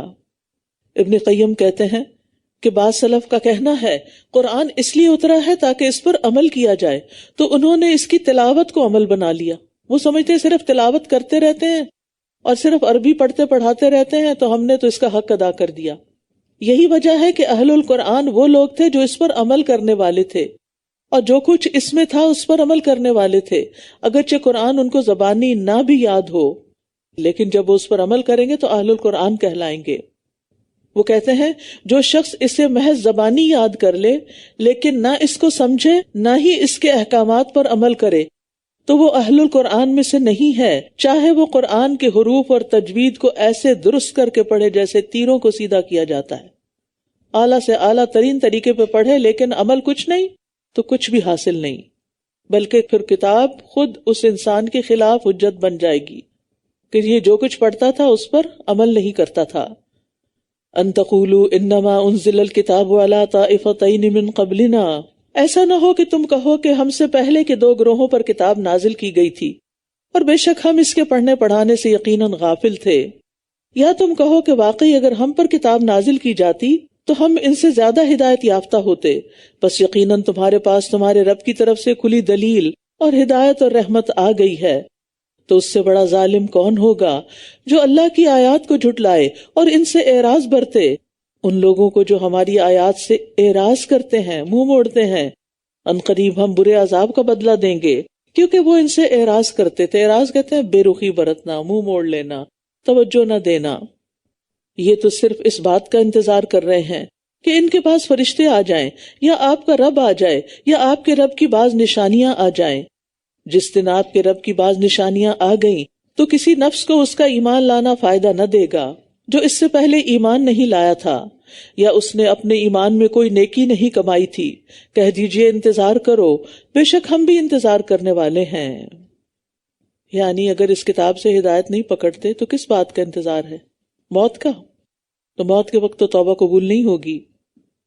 ہمیں تو وقت مقرر کے آنے سے پہلے پہلے ہی نیک اعمال کر لینے چاہیے، کیونکہ اس وقت انسان کیا کہے گا؟ اللہ تعالیٰ فرماتے ہیں اور اس میں سے خرچ کرو جو ہم نے تمہیں دیا ہے، اس سے پہلے کہ تم میں سے کسی کو موت آ جائے، پھر وہ کہے اے میرے رب تو نے مجھے قریبی مدت تک مہلت کیوں نہ دی کہ میں صدقہ کرتا اور نیک لوگوں میں سے ہو جاتا۔ جو بھی آپ سوچتے رہتے ہیں کہ میں اپنی پراپرٹی کا یا اپنے مال کا یا اپنی جیولری کا یا اپنے کپڑوں میں سے یا اپنے چیزوں میں سے یہ چیزیں صدقہ کر دوں گی، تو اس کو اب رمضان کو اچھا غنیمت کا موقع سمجھ کر لینا چاہیے، کیونکہ رمضان میں نیکی کا اجر و ثواب بڑھ جاتا ہے۔ تاخیر نہ کریں، ہمیں نہیں معلوم کہ ہم میں سے کب کس کی موت آ جائے، اور جو ہم کرنا چاہتے ہیں وہ پھر ہمارے بعد کوئی بھی ہمارے لیے نہ کرے۔ میں ہمیشہ سوچتی ہوں اگر میں نے اپنے لیے خود کچھ نہیں کیا تو میرے بعد والوں کو کیا مصیبت پڑی ہے کہ وہ میرے لیے کچھ کریں۔ ان کو تو اپنی زندگی سے فرصت نہیں ہوگی۔ میں نے اپنے لیے کچھ نہیں سوچا، وہ میرے لیے کیوں سوچیں گے؟ اللہ ماشاء اللہ۔ تو اپنے لیے خود ہی اپنے ہاتھوں سے کچھ کر لیں، کیونکہ جو اپنے ہاتھوں سے کر لیتا ہے انسان اسی کا بڑا اجر ہے، اور جو بعد والوں کے لیے چھوڑ دیتا ہے وہ تو پھر پیچھے ہی رہ گیا۔ آپ سے پوچھا گیا اے اللہ کے رسول کون سا صدقہ افضل ہے؟ آپ نے فرمایا کہ تم اس حال میں صدقہ کرو کہ تم صحت مند ہو، مالدار ہونے کی توقع رکھتے ہو اور فقر سے ڈرتے ہو، یعنی تمہارے پاس اتنا نہیں کہ بہت کچھ دے سکو، تمہیں ڈر ہے کہ دے دیا تو میری ضرورت کا کیا ہوگا، اور اتنی دیر مت لگاؤ کہ جب جان حلق تک آ جائے تو کہنے لگو فلاں کو اتنا اور فلاں کو اتنا دے دو، حالانکہ اب تو وہ فلاں کا ہو ہی چلا، اب تو انہی کا ہے، اب تمہارا تو نہیں۔ بے شک وہ لوگ جنہوں نے اپنے دین کو فرقہ فرقہ کر دیا اور وہ گروہ گروہ ہو گئے، آپ کا ان سے کسی چیز میں کوئی تعلق نہیں ہے، بے شک ان کا معاملہ تو اللہ ہی کے سپرد ہے، پھر وہ انہیں بتائے گا جو کچھ یہ کیا کرتے تھے۔ تو یہاں تفرقے کی ممانعت کی گئی ہے۔ قرآن مجید میں آتا ہے وَاعْتَصِمُوا بِحَبْلِ اللَّهِ جَمِيعًا وَلَا تَفَرَّقُوا، اور اللہ کی رسی کو مضبوطی سے تھام لو اور تفرقے میں نہ پڑو۔ مَنْ جَاءَ بِالْحَسَنَةِ فَلَهُ عَشْرُ أَمْثَالِهَا، جو کوئی ایک نیکی لایا تو اس کے لیے اس کی مانند 10 ہوں گی، اور جو کوئی ایک برائی لایا تو وہ اسی کی مانند بدلہ دیا جائے گا، اور وہ ظلم نہ کیے جائیں گے۔ یعنی نہ نیکی کرنے والوں پر ظلم ہوگا نہ برائی کرنے والوں پر، ہر کوئی اپنے کیے کا بدلہ پائے گا۔ ہر نیکی کا اجر 10 گنا ہے، جو 700 گنا تک جاتا ہے، خاص طور پر جب انسان اللہ کی راہ میں اللہ کے دین کے لیے خرچ کرتا ہے۔ کہہ دیجئے بے شک میرے رب نے مجھے سیدھے راستے کی طرف ہدایت بخشی ہے، اس درست دین کی طرف جو ابراہیم کا طریقہ ہے، جو یکسو تھے اور وہ شرک کرنے والوں میں سے نہ تھے۔ قل ان صلاتي ونسكي ومحياي ومماتي لله رب العالمین، کہہ دیجئے بے شک میری نماز اور میری قربانی اور میرا جینا اور میرا مرنا اللہ ہی کے لیے ہے جو تمام جہانوں کا رب ہے۔ تو گویا ہمیں اپنی ساری زندگی اللہ کی فرما برداری میں گزارنی ہے، اپنا ظاہر اور باطن اللہ کی طرف لگا دینا ہے، اپنے چہرے کا رخ اللہ کی طرف کر دینا ہے، اپنے دلوں کو اللہ کے سپرد کر دینا ہے، ہر کام میں ہمیں اخلاص مانگنا ہے۔ لا شریک لہ وبذالک امرت وانا اول المسلمین، اس کا کوئی شریک نہیں اور اسی کا مجھے حکم دیا گیا ہے اور میں سب سے پہلا مسلمان ہوں۔ قل اغیر اللہ ابغی ربا وہو رب کل شیء، کہہ دیجئے کیا میں اللہ کے سوا کوئی اور رب تلاش کروں، حالانکہ وہی ہر چیز کا رب ہے اور کوئی نفس گناہ نہیں کماتا مگر اس کا وبال اسی پر ہے، اور کوئی بوجھ اٹھانے والا کسی دوسرے کا بوجھ نہیں اٹھائے گا، پھر اپنے رب کی طرف تم سب کا لوٹنا ہے، پھر وہ تمہیں بتائے گا اس بارے میں جس میں تم اختلاف کیا کرتے تھے۔ یہاں یہ بات واضح کر دی گئی ہے کہ کوئی کسی کا بوجھ نہیں اٹھائے گا، والدین اور اولاد بھی ایک دوسرے کے گناہ کا بوجھ نہیں اٹھائیں گے۔ یوم یفر المرء من اخیہ و امہ و ابیہ و صاحبتہ و بنیہ لکل امرئ منہم یومئذ شأن یغنیہ۔ انسان سارے رشتوں سے بھاگ جائے گا کیونکہ اس کو اپنی مصیبت پڑی ہوئی ہوگی۔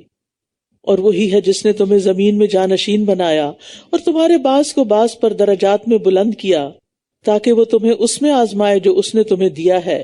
بے شک آپ کا رب جلد سزا دینے والا ہے، اور بے شک وہ یقیناً بہت بخشنے والا، بہت رحم کرنے والا ہے۔ یعنی اللہ نے ہمیں زمین میں ایک دوسرے کا جانشین بنایا اور شکل و صورت، مال و جاہ، علم و عقل میں ایک دوسرے پر فوقیت دی۔ اور یہ کیوں دیا؟ تاکہ امتحان لے۔ یعنی کسی کو کوئی چیز زیادہ ملی، کسی کو کوئی چیز کم ملی، اور کسی کو کچھ زیادہ ملا، کسی کو کچھ اور زیادہ ملا۔ یعنی ہر شخص کی زندگی میں سب کچھ نہیں ہوتا، کمی بیشی ہوتی۔ یہ کیوں؟ آزمائش کے لیے کہ جو چیزیں ملی ہیں ان پہ کتنا شکر ادا کر رہے ہو، اور جو چیز نہیں ملی یا تم سے چھن گئی اس پہ صبر کتنا کر رہے ہو۔ یہ ہے اصل امتحان۔ سورۃ الاعراف۔ بسم اللہ الرحمن الرحیم۔ الف لام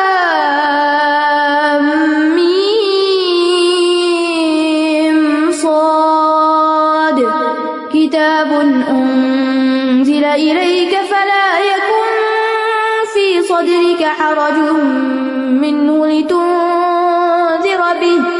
لتنذر به وذکری للمؤمنین۔ یہ ایک کتاب ہے جو آپ کی طرف نازل کی گئی ہے، یعنی قرآن پاک، سو آپ کے سینے میں اس سے کوئی تنگی نہ ہو، یعنی اس کے احکامات سن کر دل میں تنگی نہیں آنی چاہیے۔ کیا سوچنا چاہیے؟ رب نے اتارا ہے نا، وہ جانتا ہے میری کیپیسٹی کتنی ہے، اور رب ہی مجھے توفیق دے گا کہ میں اس حکم پر عمل کروں، اور میں رب سے ہی مانگتی ہوں کہ وہ مجھے اس پر عمل کرنے کی توفیق عطا کر دے۔ سو آپ کے سینے میں اس سے کوئی تنگی نہ ہو۔ کس لیے اتاری گئی؟ تاکہ آپ اس کے ذریعے خبردار کریں اور ایمان لانے والوں کے لیے ایک یاد دہانی ہو۔ جو نہیں مانے ان کو ڈرائیں، اور جو مان گئے ہیں ان کو یاد دہانی کرائیں۔ تو اس سے پتہ چلتا ہے کہ کتاب کا مقصد علم دینا بھی ہے، لیکن کتاب کا مقصد یاد دہانی کرانا ہے۔ لہٰذا قرآن کو جتنی مرتبہ چاہیں پڑھ لیں، بار بار پڑھنے کی ضرورت ہوتی ہے، کیونکہ ہم پڑھ کر پھر بھول جاتے ہیں۔ اتبعوا ما انزل الیکم من ربکم، تم اس کی پیروی کرو جو تمہاری طرف تمہارے رب کی طرف سے نازل کیا گیا ہے، اور اس کے سوا دوسرے من گھڑت سرپرستوں کی پیروی نہ کرو۔ کتنی کم تم نصیحت پکڑتے ہو۔ یعنی صرف اللہ کی طرف سے نازل شدہ احکامات کی پیروی کا حکم دیا جا رہا ہے، اور اللہ اور رسول کے حکم کے آگے کسی اور کی بات نہیں مانی جائے گی۔ وحی الہی سے آنے والی بات کو ہر بندے کے قول پر مقدم کیا جائے گا، آگے رکھا جائے گا۔ یہ اللہ کا فرمان ہے۔ بعض اوقات یہ ہوتا ہے نا کہ کسی عالم کو اللہ کا حکم یاد نہیں ہوتا، یا بھول چکا ہوتا، یا اس کی نظر سے گزرا نہیں ہوتا، اور وہ اپنے گزشتہ علم پر مبنی اخلاص کے ساتھ فتویٰ دے دیتا ہے، لیکن بعد میں کوئی اور عالم آتا ہے اور وہ بتاتا ہے کہ وہ فتویٰ درست نہیں، کیونکہ یہ آیت اس کے خلاف جا رہی ہے۔ تو انسان کو اس میں یہ نہیں سوچنا چاہیے نہیں وہ تو ہماری برادری کا عالم ہے، نہیں وہ تو ہم تو بچپن سے اس کو جانتے ہیں، نہیں یہ باتیں اور یہ عذر نہیں۔ اللہ کی بات آ گئی، سمعنا و اطعنا۔ وحی الہی ہر چیز پر پرائرٹی رکھتی ہے۔ اور کتنی ہی بستیاں ہیں جنہیں ہم نے ہلاک کر دیا تو ان پر ہمارا عذاب رات کے وقت آ پہنچا، یا جب وہ قیلولہ کر رہے تھے، دن کو آرام کر رہے تھے۔ پھر جب ہمارا عذاب ان پر آ پہنچا تو ان کی پکار اس کے سوا کچھ نہ تھی کہ وہ بول اٹھے، بے شک ہم ہی ظالم تھے، اپنی غلطی مان لی، لیکن اس وقت ماننے کا فائدہ کچھ نہیں۔ ایسے وقت میں ایمان لانا فائدہ نہیں دیتا۔ پھر ہم ان لوگوں سے ضرور پوچھیں گے جن کی طرف رسول بھیجے گئے، اور ہم رسولوں سے بھی ضرور پوچھیں گے، پھر ضرور ہم ان پر علم کے ساتھ سارے حالات بیان کر دیں گے، اور ہم کہیں غائب تو نہ تھے، ہم سب دیکھ رہے تھے کہ لوگ کیا کر رہے ہیں، رسولوں کو کیا جواب دے رہے ہیں۔ والوزن یومئذ الحق فمن ثقلت موازینہ فاولئک هم المفلحون. اور اس دن اعمال کا وزن برحق ہے تو جن کے پلڑے بھاری ہوں گے بس وہی لوگ فلاح پانے والے ہیں. قیامت کے دن تمام اعمال کا وزن ہوگا. کیسے؟ بعض کہتے ہیں کہ جن چیزوں پر لکھے جائیں گے اعمال ان کو تولا جائے گا، بعض کہتے ہیں اعمال کو جسم دے دیا جائے گا، بعض کہتے ہیں عمل والے کو تولا جائے گا. تو تینوں صورتیں ممکن ہو سکتی ہیں، ہر ایک کی تائید میں کوئی نہ کوئی دلیل موجود ہے، لیکن یہ یاد رکھیے کہ رائی کے دانے برابر بھی عمل ہوگا تو تولا جائے گا. رات میں ایک برتن کھنگالنے لگی تو اس کے ساتھ تھوڑی سی پھوڑ لگی ہوئی تھی. پہلے میں سوچا اسے پانی میں بہا دوں، پھر میں نے سوچا نہیں، آج ہی تو پڑھا ہے کہ ذرے کے برابر بھی نیکی ہو تو اللہ تعالیٰ اس پر بھی اجر عظیم عطا کرے گا. تو ہم بعض اوقات چیزوں کو ایسے ہی پھینک دیتے ہیں، ایسے ہی اچھا پھر کر لیں گے، نیکی کا موقع آتا ہے اس کو چھوڑ دیتے ہیں. تو انسان کو چھوٹی نیکی کو بھی حقیر نہیں سمجھنا چاہیے. وَمَنْ خَفَّتْ مَوَازِينُهُ فَأُولَئِكَ الَّذِينَ خَسِرُوا أَنفُسَهُمْ بِمَا كَانُوا بِآيَاتِنَا يَظْلِمُونَ. اور جن کے پلڑے ہلکے ہوں گے تو یہی وہ لوگ ہیں جنہوں نے اپنے آپ کو خسارے میں ڈالا کیونکہ وہ ہماری آیات کے ساتھ ظلم کرتے تھے. آیات کے ساتھ ظلم کیا ہے؟ ظلم کس کو کہتے ہیں؟ کسی چیز کو اس کا حق نہ دینا. مراد اس سے یہ کہ آیات پر عمل نہیں کرتے تھے. اور بے شک ہم نے تمہیں زمین میں ٹھکانہ دیا اور ہم نے ہی اس میں تمہارے لیے روزی کے سامان بنائے، کتنا کم تم شکر ادا کرتے ہو. اللہ تعالیٰ کا شکوہ ہے ہم سب سے کہ جو کچھ ہم نعمتیں استعمال کر رہے ہیں اس کے مقابلے میں شکر تو بہت ہی کم ہے. اور بلا شبہ ہم نے تمہیں پیدا کیا، پھر ہم نے ہی تمہاری صورتیں بنائیں، پھر ہم نے فرشتوں سے کہا کہ آدم کو سجدہ کرو تو ان سب نے سجدہ کیا سوائے ابلیس کے، وہ سجدہ کرنے والوں میں سے نہ ہوا. فرمایا کس چیز نے تجھے سجدہ کرنے سے روکا جبکہ میں نے تجھے حکم دیا تھا. اس سے کیا پتہ چلا کہ ابلیس کو بھی اللہ نے سجدے کا حکم دیا تھا، صرف فرشتوں کو حکم نہیں دیا تھا، اس کو بھی دیا تھا جبکہ وہ تھا جنوں میں سے. وہ بولا میں اس سے بہتر ہوں. اکڑ، غرور، تکبر. تو نے مجھے آگ سے پیدا کیا ہے اور اسے مٹی سے بنایا ہے. یعنی اللہ کے واضح حکم کی موجودگی میں عقلی قیاس سے کام لیا، اس نے لاجک سے کام لیا کہ میں اپنے سے کم درجے والے کو سجدہ کیسے کر سکتا ہوں. یہ نہیں سوچا کہ مجھ سے بڑے درجے والے نے، اللہ رب العالمین نے مجھے حکم دیا ہے، مجھے اس کو ماننا چاہیے. اہل علم فرماتے ہیں کہ پہلا شخص جس نے واضح حکم کی موجودگی میں قیاس کیا وہ ابلیس تھا. یعنی اللہ کا حکم چھوڑ کے اپنی عقلی لاجک اور دلیل پہ چل پڑا. تو شیطان انسان کے اندر اسی طرح متعدد غلط فہمیاں ڈالتا ہے اور اس کو سجھاتا رہتا ہے، اور انسان پھر صرف عقلی دلیلوں کا سہارا لے کے مختلف چیزوں کی، اللہ تعالیٰ کے احکام کی تعویل کرتا رہتا ہے تاکہ عمل نہ کرنا پڑے. اور یہاں اس نے بہت سی غلطیاں کی. ایک تو یہ کہ اپنے آپ کو افضل سمجھا. کسی کو بھی یہ حق نہیں کہ وہ اپنے آپ کو دوسروں سے بہتر سمجھے. تو بات برتر اور کمتر کی نہیں، بات اللہ کے حکم کی ہے. اللہ تعالیٰ یہاں یہ نہیں کہہ رہا تھا کہ جو کمتر ہے وہ برتر کو سجدہ کرے. تو تمہارے لیے کوئی چھوٹ ہو سکتی تھی کہ تم نے یہ سمجھ لی بات کہ میں برتر ہوں اس لیے، ورنہ اصل بات تو اللہ کا حکم ہے. اور اس کی بات ویسے بھی غلط تھی کیونکہ اللہ تعالیٰ نے آدم علیہ السلام کو اپنے ہاتھ سے بنایا تھا اور ان کو عزت اور تکریم بخشی تھی. اللہ تعالیٰ فرماتے ہیں ما منعک ان تسجد لما خلقت بیدی، تجھے کس چیز نے روکا کہ تو اس کو سجدہ نہ کرے جس کو میں نے اپنے دونوں ہاتھوں سے بنایا. تو عزت اور بڑائی اور برتری تو شیطان کے مقابلے میں آدم کو ملی تھی. اور تیسری بات بھی اس کی غلط تھی، وہ کہتا ہے آگ مٹی سے بہتر ہے. وہ کیسے؟ آگ میں تو تیزی ہوتی ہے، آگ تو جلا دیتی ہے، آگ تو بھڑکتی ہے، جبکہ مٹی میں تواضع ہوتی ہے. مٹی سے سارا رزق نکلتا ہے، پروڈیوس کرتی ہے، اس میں بڑھانے کی خوبی ہے. آگ ختم کرتی ہے جبکہ مٹی چیزوں کو گرو کرتی ہے، بڑھاتی ہے، زیادہ کرتی ہے. تو مٹی بہتر ہے، لیکن اس کی عقل یہی سجھا رہی تھی اس کو. تو اس سے یہ پتہ چلتا ہے کہ بعض اوقات اپنے آپ کو بڑا بڑا عقل مند سمجھنے والے بھی بڑی بڑی غلطیاں کر جاتے ہیں. تو ہمیں دین پر عمل کرتے ہوئے عقل کو سامنے نہیں رکھنا، اللہ کے حکم کو سامنے رکھنا ہے. اور قرآن و سنت کے مقابلے میں قیاس آرائیاں کوئی فائدہ نہ دیں گی. فرمایا تو یہاں سے اتر جا، بس تجھے کوئی حق نہیں کہ تو اس میں تکبر کرے، لہٰذا نکل جا، بے شک تو ذلیل ہونے والوں میں سے ہے. اس نے کہا مجھے اس دن تک مہلت دے دے جب لوگ قبروں سے اٹھائے جائیں گے. فرمایا بے شک تو مہلت دیے جانے والوں میں سے ہے. اللہ نے اگر شیطان کی دعا قبول کر لی، اس کی بات سن لی، تو اللہ تعالیٰ کسی گناہگار کی بھی سن سکتا ہے. کبھی یہ نہ کرے میں تو گناہگار ہوں، میں کیسے کس منہ سے دعا مانگوں. نہیں، چاہے آپ کے گناہ زمین سے آسمان تک ہیں، آپ یہ سمجھتے ہیں اگر، تب بھی دعا مانگیں، تب بھی اللہ ہی سے مدد مانگیں، اور اللہ سننے والا ہے. یعنی اپنی کوتاہیوں کی وجہ سے اللہ سے دعا مانگنے سے رکنا نہیں چاہیے. اس نے کہا، ابلیس نے، چونکہ تو نے مجھے گمراہ کیا ہے تو میں بھی ضرور ہی ان کو گمراہ کرنے کے لیے تیرے سیدھے رستے پر بیٹھوں گا. اب یہاں پھر آپ دیکھیں کس قدر بے ادبی کی بات ہے. شیطان سارا قصوروار اللہ تعالیٰ کو ٹھہرا رہا ہے، یہ اس کی شیطنت ہے. اور پھر آپ دیکھیے کہ یعنی اس کا مطلب یہ تھا کہ میری تقدیر میں گمراہ ہونا تھا اس لیے میں ہو گیا. تو اب بہت سارے لوگ اپنے گناہوں اور غلطیوں کا ذمہ اپنی تقدیر پہ ڈال دیتے ہیں، اور پھر تھوڑی دیر بعد کیا کہتا ہے، میں ضرور ان کو گمراہ کرنے کے لیے تیرے سیدھے راستے پہ بیٹھوں گا. اب تمہاری تقدیر کدھر گئی؟ ابھی تو تم کہہ رہے تھے کہ اللہ نے مجھے گمراہ کر دیا، اور اب تم لوگوں کو اللہ ہی کے راستے سے ہٹا رہے ہو. پھر میں ضرور ان کے سامنے سے اور ان کے پیچھے سے اور ان کے دائیں سے اور ان کے بائیں سے ان پر آؤں گا، اور تو ان کی اکثریت کو شکر گزار نہ پائے گا. جب دل میں گلہ آنے لگے، شکر سے دور ہوں، فوراً شکر ادا کرنا شروع کر دیں، نعمتوں کو یاد کریں، کیونکہ شیطان کا وار ہوتا ہے ناشکری پر انسٹیگیٹ کرنا. اور پھر آپ دیکھیے شیطان نے اوپر کی طرف سے آنے کی بات نہیں کی، کیونکہ انسان جب اللہ سے دعا کرتا ہے اوپر والے کے ساتھ کنیکٹڈ ہو جاتا ہے. اور نیچے سے آنے کی بھی بات نہیں کی، چاروں طرف کی نیچے سے بھی آنے کی نہیں کی. تو سجدہ کرتا ہے جب انسان تو اللہ کے قریب ہو جاتا ہے، دعا سے بھی اللہ کے قریب ہوتا ہے، سجدے سے بھی قریب ہوتا ہے. یہ دو چیزیں اگر زندگی میں ساتھ ہے نا، مضبوط پکڑا ہوا ہے، تو انشاءاللہ شیطان قابو نہیں پا سکے گا.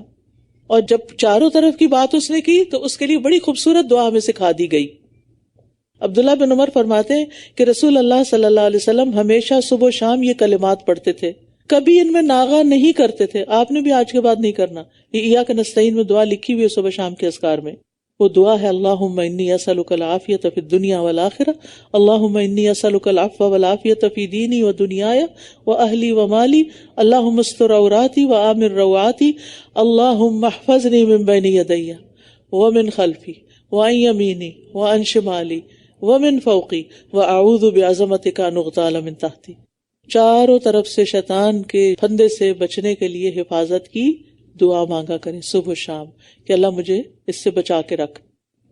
فرمایا یہاں سے نکل جا، مذمت کیا ہوا، رحمت سے دور کیا ہوا، جو کوئی ان میں سے تیری پیروی کرے گا تو میں ضرور تم سب سے جہنم کو بھر دوں گا. استغفر اللہ.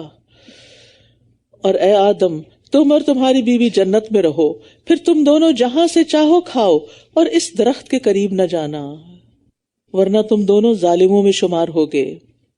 پھر شیطان نے ان دونوں کے دل میں وسوسہ ڈالا تاکہ ان کے لیے ان کی شرمگاہیں ظاہر کر دے جو ان سے چھپائی گئی تھیں، اور کہنے لگا تمہارے رب نے تمہیں اس درخت سے اس لیے روکا کہ کہیں تم دونوں فرشتے نہ بن جاؤ یا ہمیشہ رہنے والوں میں سے نہ ہو جاؤ.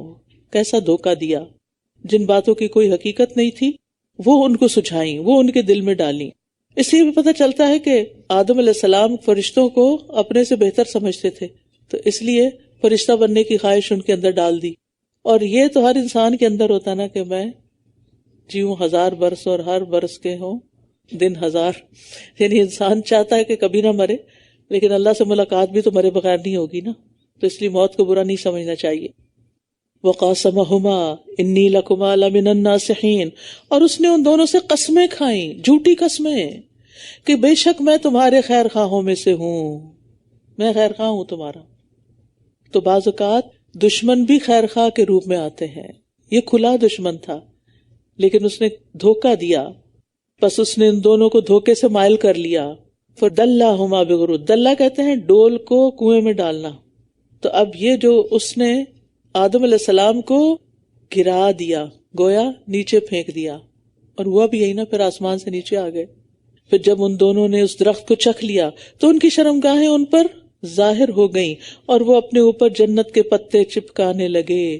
اور ان کے رب نے ان کو پکارا، کیا میں نے تمہیں اس درخت سے روکا نہ تھا اور تمہیں کہا نہ تھا کہ شیطان تمہارا کھلا دشمن ہے؟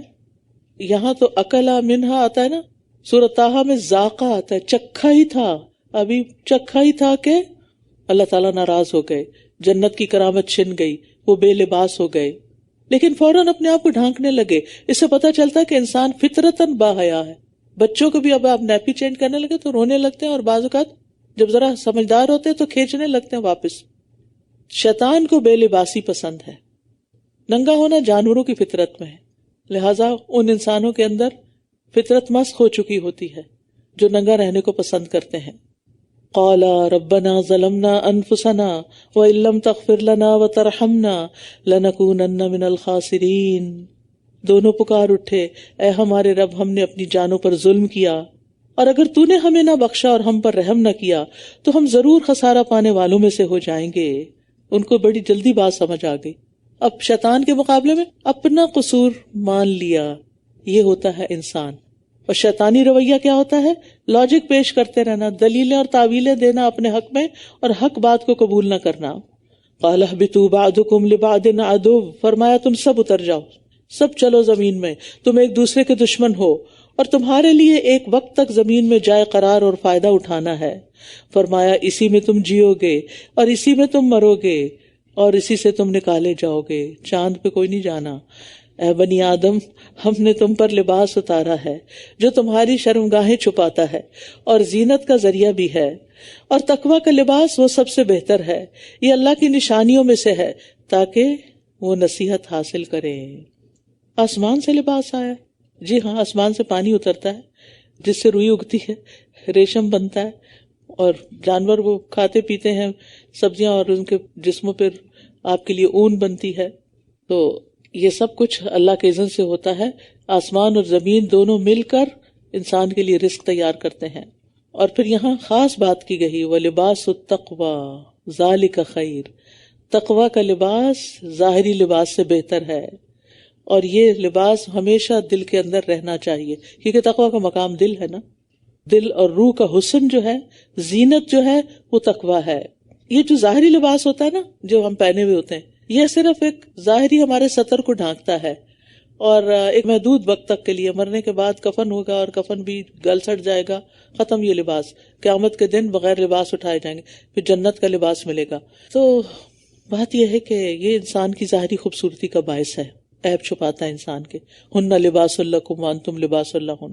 لیکن جب دل میں تقوی آ جاتا ہے نا، تو وہ تقوی دنیا میں بھی ساتھ ہے، قبر میں بھی ساتھ ہے. اس سے جو دل خوبصورت ہوگا، مطمئن ہوگا، قلب مطمئن، وہ وہاں بھی ساتھ ہوگا، اور قیامت کے دن بھی تقوی ساتھ ہوگا، اور انسان کو عزت اور کرامت بخشنے کا ذریعہ ہوگا. اور پھر جنت بھی کس کے لیے ہے؟ ان للمتقین مفازا حدائق وعنابا. کتنی نعمتیں ہیں، اور یہ کس کے لیے ہیں؟ للمتقین. اور پھر آپ دیکھیے، جب دل میں تقوی ہوتا ہے نا، تو انسان بدگمانی کو دل میں نہیں آنے دے. آ بھی جائے تو باہر نکالتا ہے. انسان کو کسی کی بات سخت بری لگ جائے اور انتقام پہ تل جائے، تقوی اس کو کھینچ لیتا ہے، نہیں یہ نہیں کرنا، واپس صبر سکھاتا ہے. تو تقوی کی ہے. اور الحمدللہ رمضان آ رہا ہے، روزے آ رہے ہیں، جس سے مقصود کیا ہے، مطلوب کیا ہے؟ تقوی حاصل کرنا، بچ بچ کے چلنا. اے بنی آدم، شیطان تمہیں ہرگز فتنے میں نہ ڈالے، جیسا کہ اس نے تمہارے والدین کو جنت سے نکلوا دیا تھا. اس نے ان دونوں سے ان کا لباس اتروا دیا تھا تاکہ وہ انہیں ان کی شرمگاہیں دکھائے. بے شک وہ اور اس کا قبیلہ تمہیں وہاں سے دیکھتا ہے جہاں سے تم انہیں نہیں دیکھتے. ان شیطانوں کو ہم نے ان لوگوں کا دوست بنایا ہے جو ایمان نہیں لاتے. تو شیطان جو ہے، یہ بنی آدم کو جنت سے نکلوانے کا باعث بھی ہے، اور جنت کی طرف جانے سے روکتا بھی ہے، جانے نہیں دیتا. وہ کیا چاہتا ہے کہ سب لوگ میرے ساتھ جہنم میں جلیں. اور اس کے لیے وہ کیا ٹولز استعمال کرتا ہے؟ انسانوں کو ننگا کرنے کے، انسانوں کو بے لباس کرنے کے. تو بعض اوقات ہم نے لباس پہنا ہوتا ہے مگر اتنا سکن ٹائٹ ہوتا ہے کہ ایک ایک عضو نظر آ رہا ہوتا ہے. یہ بھی شیطانی عمل ہے، اس سے بھی بچنا چاہیے. اور جب وہ کوئی بے حیائی کا کام کرتے ہیں تو کہتے ہیں ہم نے اپنے آباء و اجداد کو اس پر پایا، ہمارے بڑے بھی یہی پہنتے تھے، یہی کرتے تھے، اور اللہ نے ہمیں اس کا حکم دیا ہے. کہہ دیجئے بے شک اللہ بے حیائی کا حکم نہیں دیتا. کیا تم اللہ پر وہ کچھ کہتے ہو جو تم جانتے نہیں؟ اصل میں بنیادی طور پر یہ صورت مکی ہے، اور اہل مکہ کی بہت سی باتوں کا جواب دیا جا رہا ہے. یہاں فحشاء سے مراد وہ عبادات ہیں جو اہل عرب نے خود گھڑ لی تھی، اور خاص طور پر جو وہ ننگا طواف کیا کرتے تھے اور جاہلیت کے طور طریقے انہوں نے اختیار کر رکھے تھے. کہہ دیجئے میرے رب نے تو انصاف کا حکم دیا ہے، اور یہ کہ ہر نماز کے وقت اپنے رخ سیدھے رکھو، یعنی قبلے کی طرف منہ کرو، اور دین کو اسی کے لیے خالص کرتے ہوئے اسے پکارو، یعنی اخلاص کے ساتھ صرف اللہ کے لیے نماز پڑھو، جس طرح اس نے تمہاری ابتدا کی تھی ویسے ہی تم اس کی طرف لوٹو گے، یعنی جہاں سے آئے ہو اسی طرف جانا ہے۔ اور یہ جو کہا نا وَأَقِيمُوا وُجُوهَكُمْ عِنْدَ كُلِّ مسجد، تو مسجد سے مراد سجدہ بھی ہے، نماز بھی ہے، کیونکہ سجدے سے نماز بھی مراد لی جاتی ہے، اور یہ ظرف زمان بھی ہے کہ نماز کے وقت زینت کے ساتھ ہو، ظرف مکان بھی ہے کہ مسجد کے اندر، یعنی معنی کیا ہے، سجدہ بھی ہے اور نماز بھی، اور نماز کا مقام بھی۔ ایک گروہ کو اس نے ہدایت دی اور ایک گروہ پر گمراہی چشمہ ہو گئی، بے شک انہوں نے اللہ کو چھوڑ کر شیطانوں کو سرپرست بنا لیا اور یہ سمجھتے ہیں کہ یہ ہدایت یافتہ ہیں۔ اے بنی آدم، ہر نماز کے وقت اپنی زینت اختیار کرو، اور لباس زینت ہے، یعنی پورے لباس میں نماز پڑھو، اور کھاؤ اور پیو اور اسراف نہ کرو، بے شک وہ اسراف کرنے والوں کو پسند نہیں کرتا۔ اور زینت سے یہاں مراد کیا ہے؟ لباس، یعنی طواف اور نماز میں پردے کی چیزوں کو چھپانا فرض ہے۔ مرد کے لیے کمر سے گھٹنوں تک، یعنی گھٹنے کور ہونے چاہیے، عورت کے لیے چہرے اور ہاتھوں کے سوا سارا جسم ڈھکا ہوا ہونا چاہیے، بازو ننگے نہیں ہونے چاہیے، گلا اور کان اور یہ سب کچھ ننگا نہیں ہونا چاہیے، نماز کے وقت لباس تنگ نہیں ہونا چاہیے، نماز کے وقت لباس سی تھرو نہیں ہونا چاہیے، بال نظر نہیں آنے چاہیے، یہ سب چیزیں زینت ہے نا۔ تو اس زینت کو چھپا کر اللہ کے لیے جو زینت اختیار کرنی ہے وہ اس لباس کے ساتھ جو اس کو پسند ہے، اور اگر ممکن ہو تو جمعہ کے دن خاص طور پر مسجد جاتے ہوئے صاف ستھرا اچھی حالت والا لباس پہننا چاہیے۔ اور مردوں کے لیے خاص طور پر خوشبو کا اہتمام بھی ضروری ہے، عورتیں مسجد جاتے ہوئے خوشبو نہ لگائیں۔ اور کھاؤ اور پیو اور اسراف نہ کرو، کیونکہ اللہ تعالیٰ اسراف کرنے والوں کو پسند نہیں کرتا۔ کھانے پینے میں بے احتیاطی اکثر بیماریوں کی جڑ ہوتی ہے، اور یہ دنیا اور آخرت دونوں میں نقصان دہ ہے۔ نبی صلی اللہ علیہ وسلم نے فرمایا کھاؤ پیو پہنو اور صدقہ کرو بغیر اسراف کے اور بغیر تکبر کے۔ کسی نے کہا تھا کہ پوری طب اس آیت میں جمع کر دی گئی ہے، اور یہاں طیب کھانا، حلال کھانا اور اپنی ضرورت کے مطابق کھانا، اس کا حکم دیا جا رہا ہے۔ یہ بھی ایک عبادت ہے، کیونکہ یہ اللہ کا حکم ہے، جب اس کے مطابق ہم کام کریں گے تو اللہ سبحانہ وتعالیٰ راضی ہوگا۔ کہہ دیجئے اللہ کی وہ زینت جو اس نے اپنے بندوں کے لیے نکالی، اور رزق میں سے پاکیزہ چیزیں کس نے حرام کی؟ کہہ دیجئے یہ چیزیں دنیا کی زندگی میں ان لوگوں کے لیے ہیں جو ایمان لائے ہیں، اور قیامت کے دن بھی خالصتاً انہی کے لیے ہوں گی۔ اسی طرح ہم آیات کو ان لوگوں کے لیے کھول کھول کر بیان کرتے ہیں جو علم رکھتے ہیں۔ تو زینت اللہ سے مراد عمدہ لباس اور وہ تمام چیزیں مراد ہیں جس سے انسان کو خوبصورتی حاصل ہوتی ہے، اور طیبات سے مراد ہر قسم کے لذیذ کھانے۔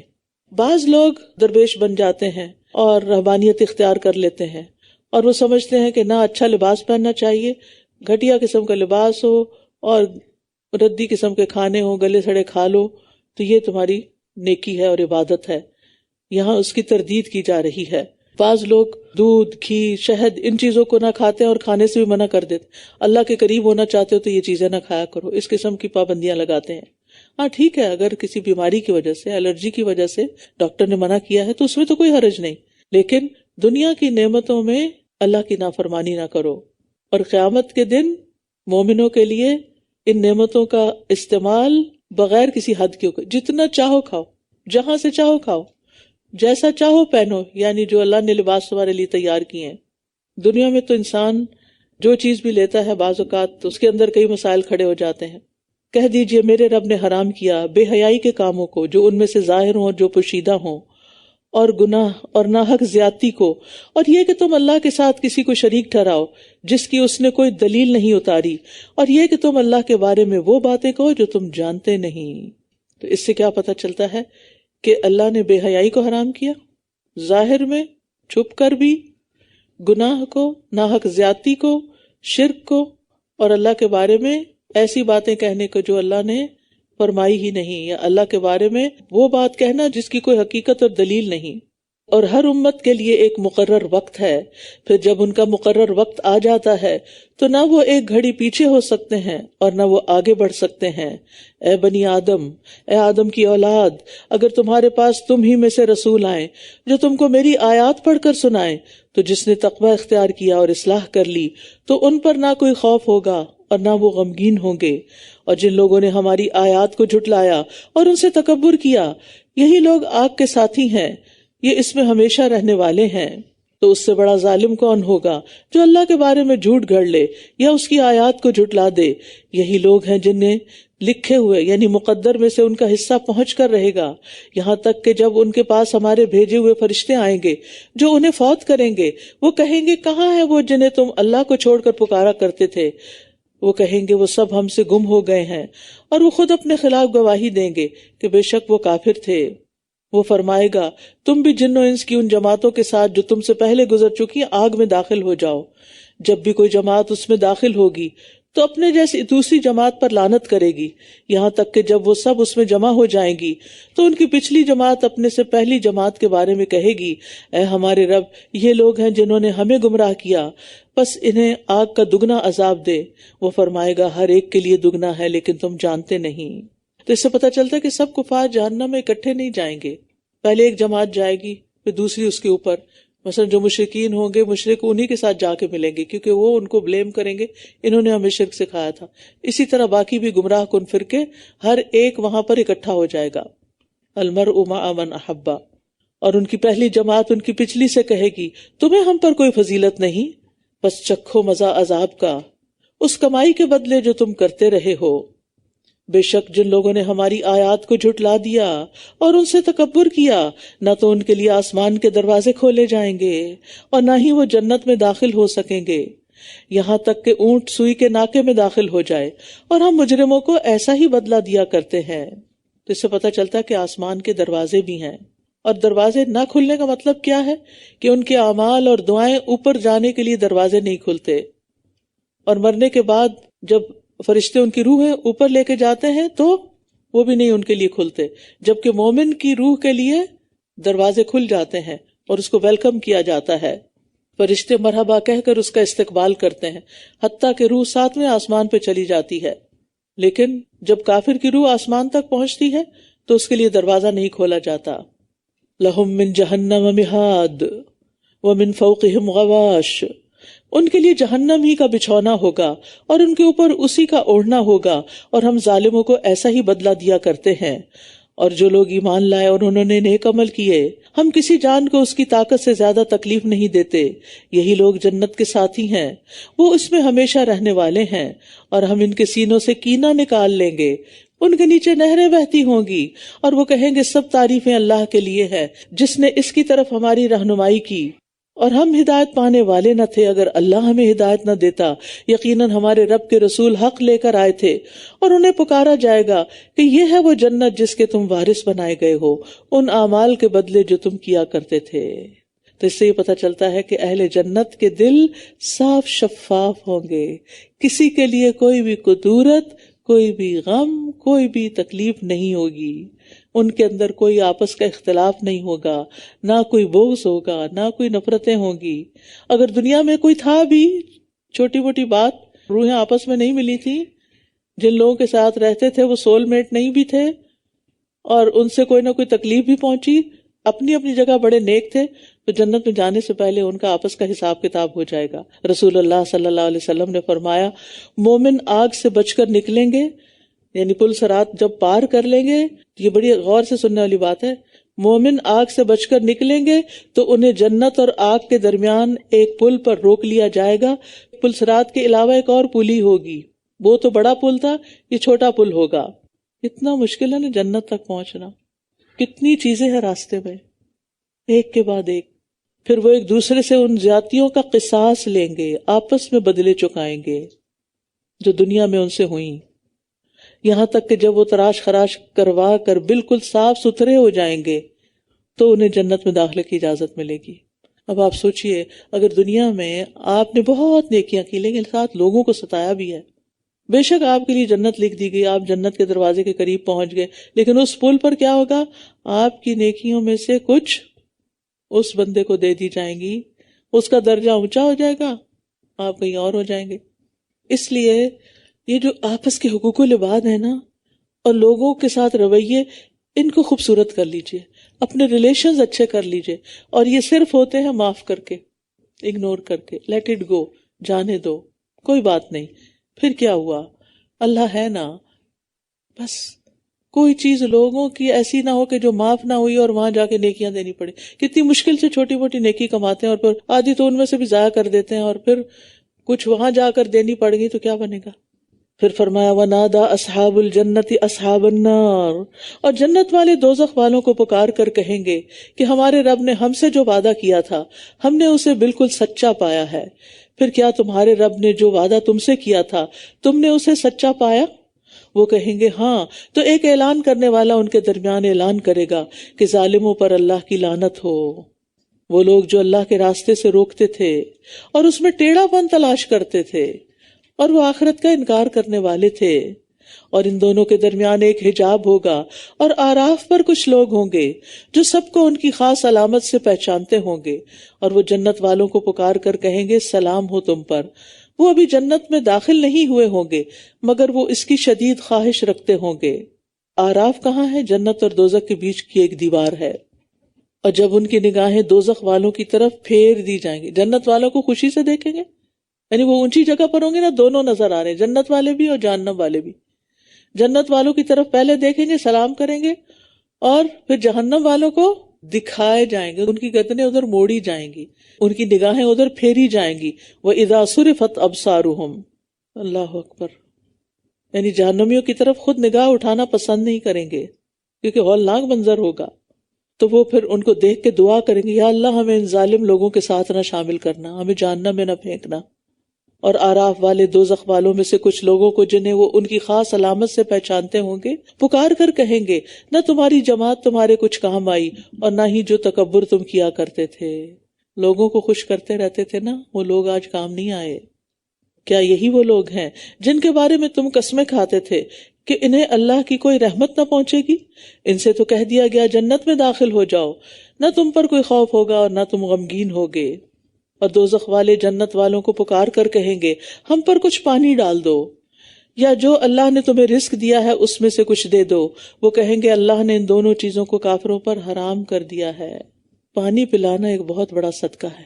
کہا جاتا ہے کہ جب گناہوں کی کثرت ہو جائے تو پانی پلانا لازم کر لیں، لوگوں کو پانی پلائیں، پانی کا بندوبست کریں.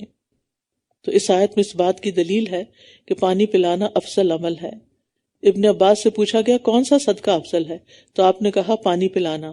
کیا آپ نے جہنمیوں کو نہیں دیکھا کہ جب وہ اہل جنت سے فریاد کریں گے اور کہیں گے کہ ہم پر کچھ پانی ڈالو یا کوئی کھانا ہی دے دو، اللہ نے کتے کو پانی پلانے والے کے گناہوں کو معاف کر دیا تھا. تو ایک انسان کا کیا مقام ہوگا کہ جو توحید پرست بھی ہو اور کسی نیک انسان کو کھلائے پلائے.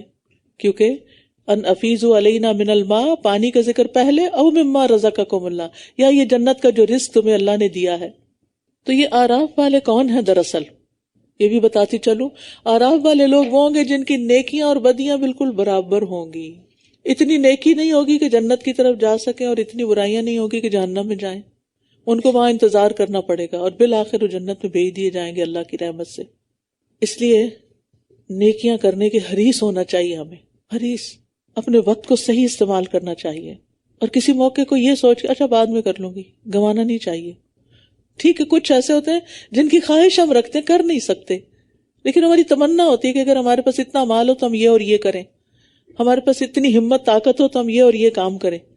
تو وہ نیتوں کا اجر بھی انشاءاللہ اگر سچی ہے نیت تو وہ مل جائے گا.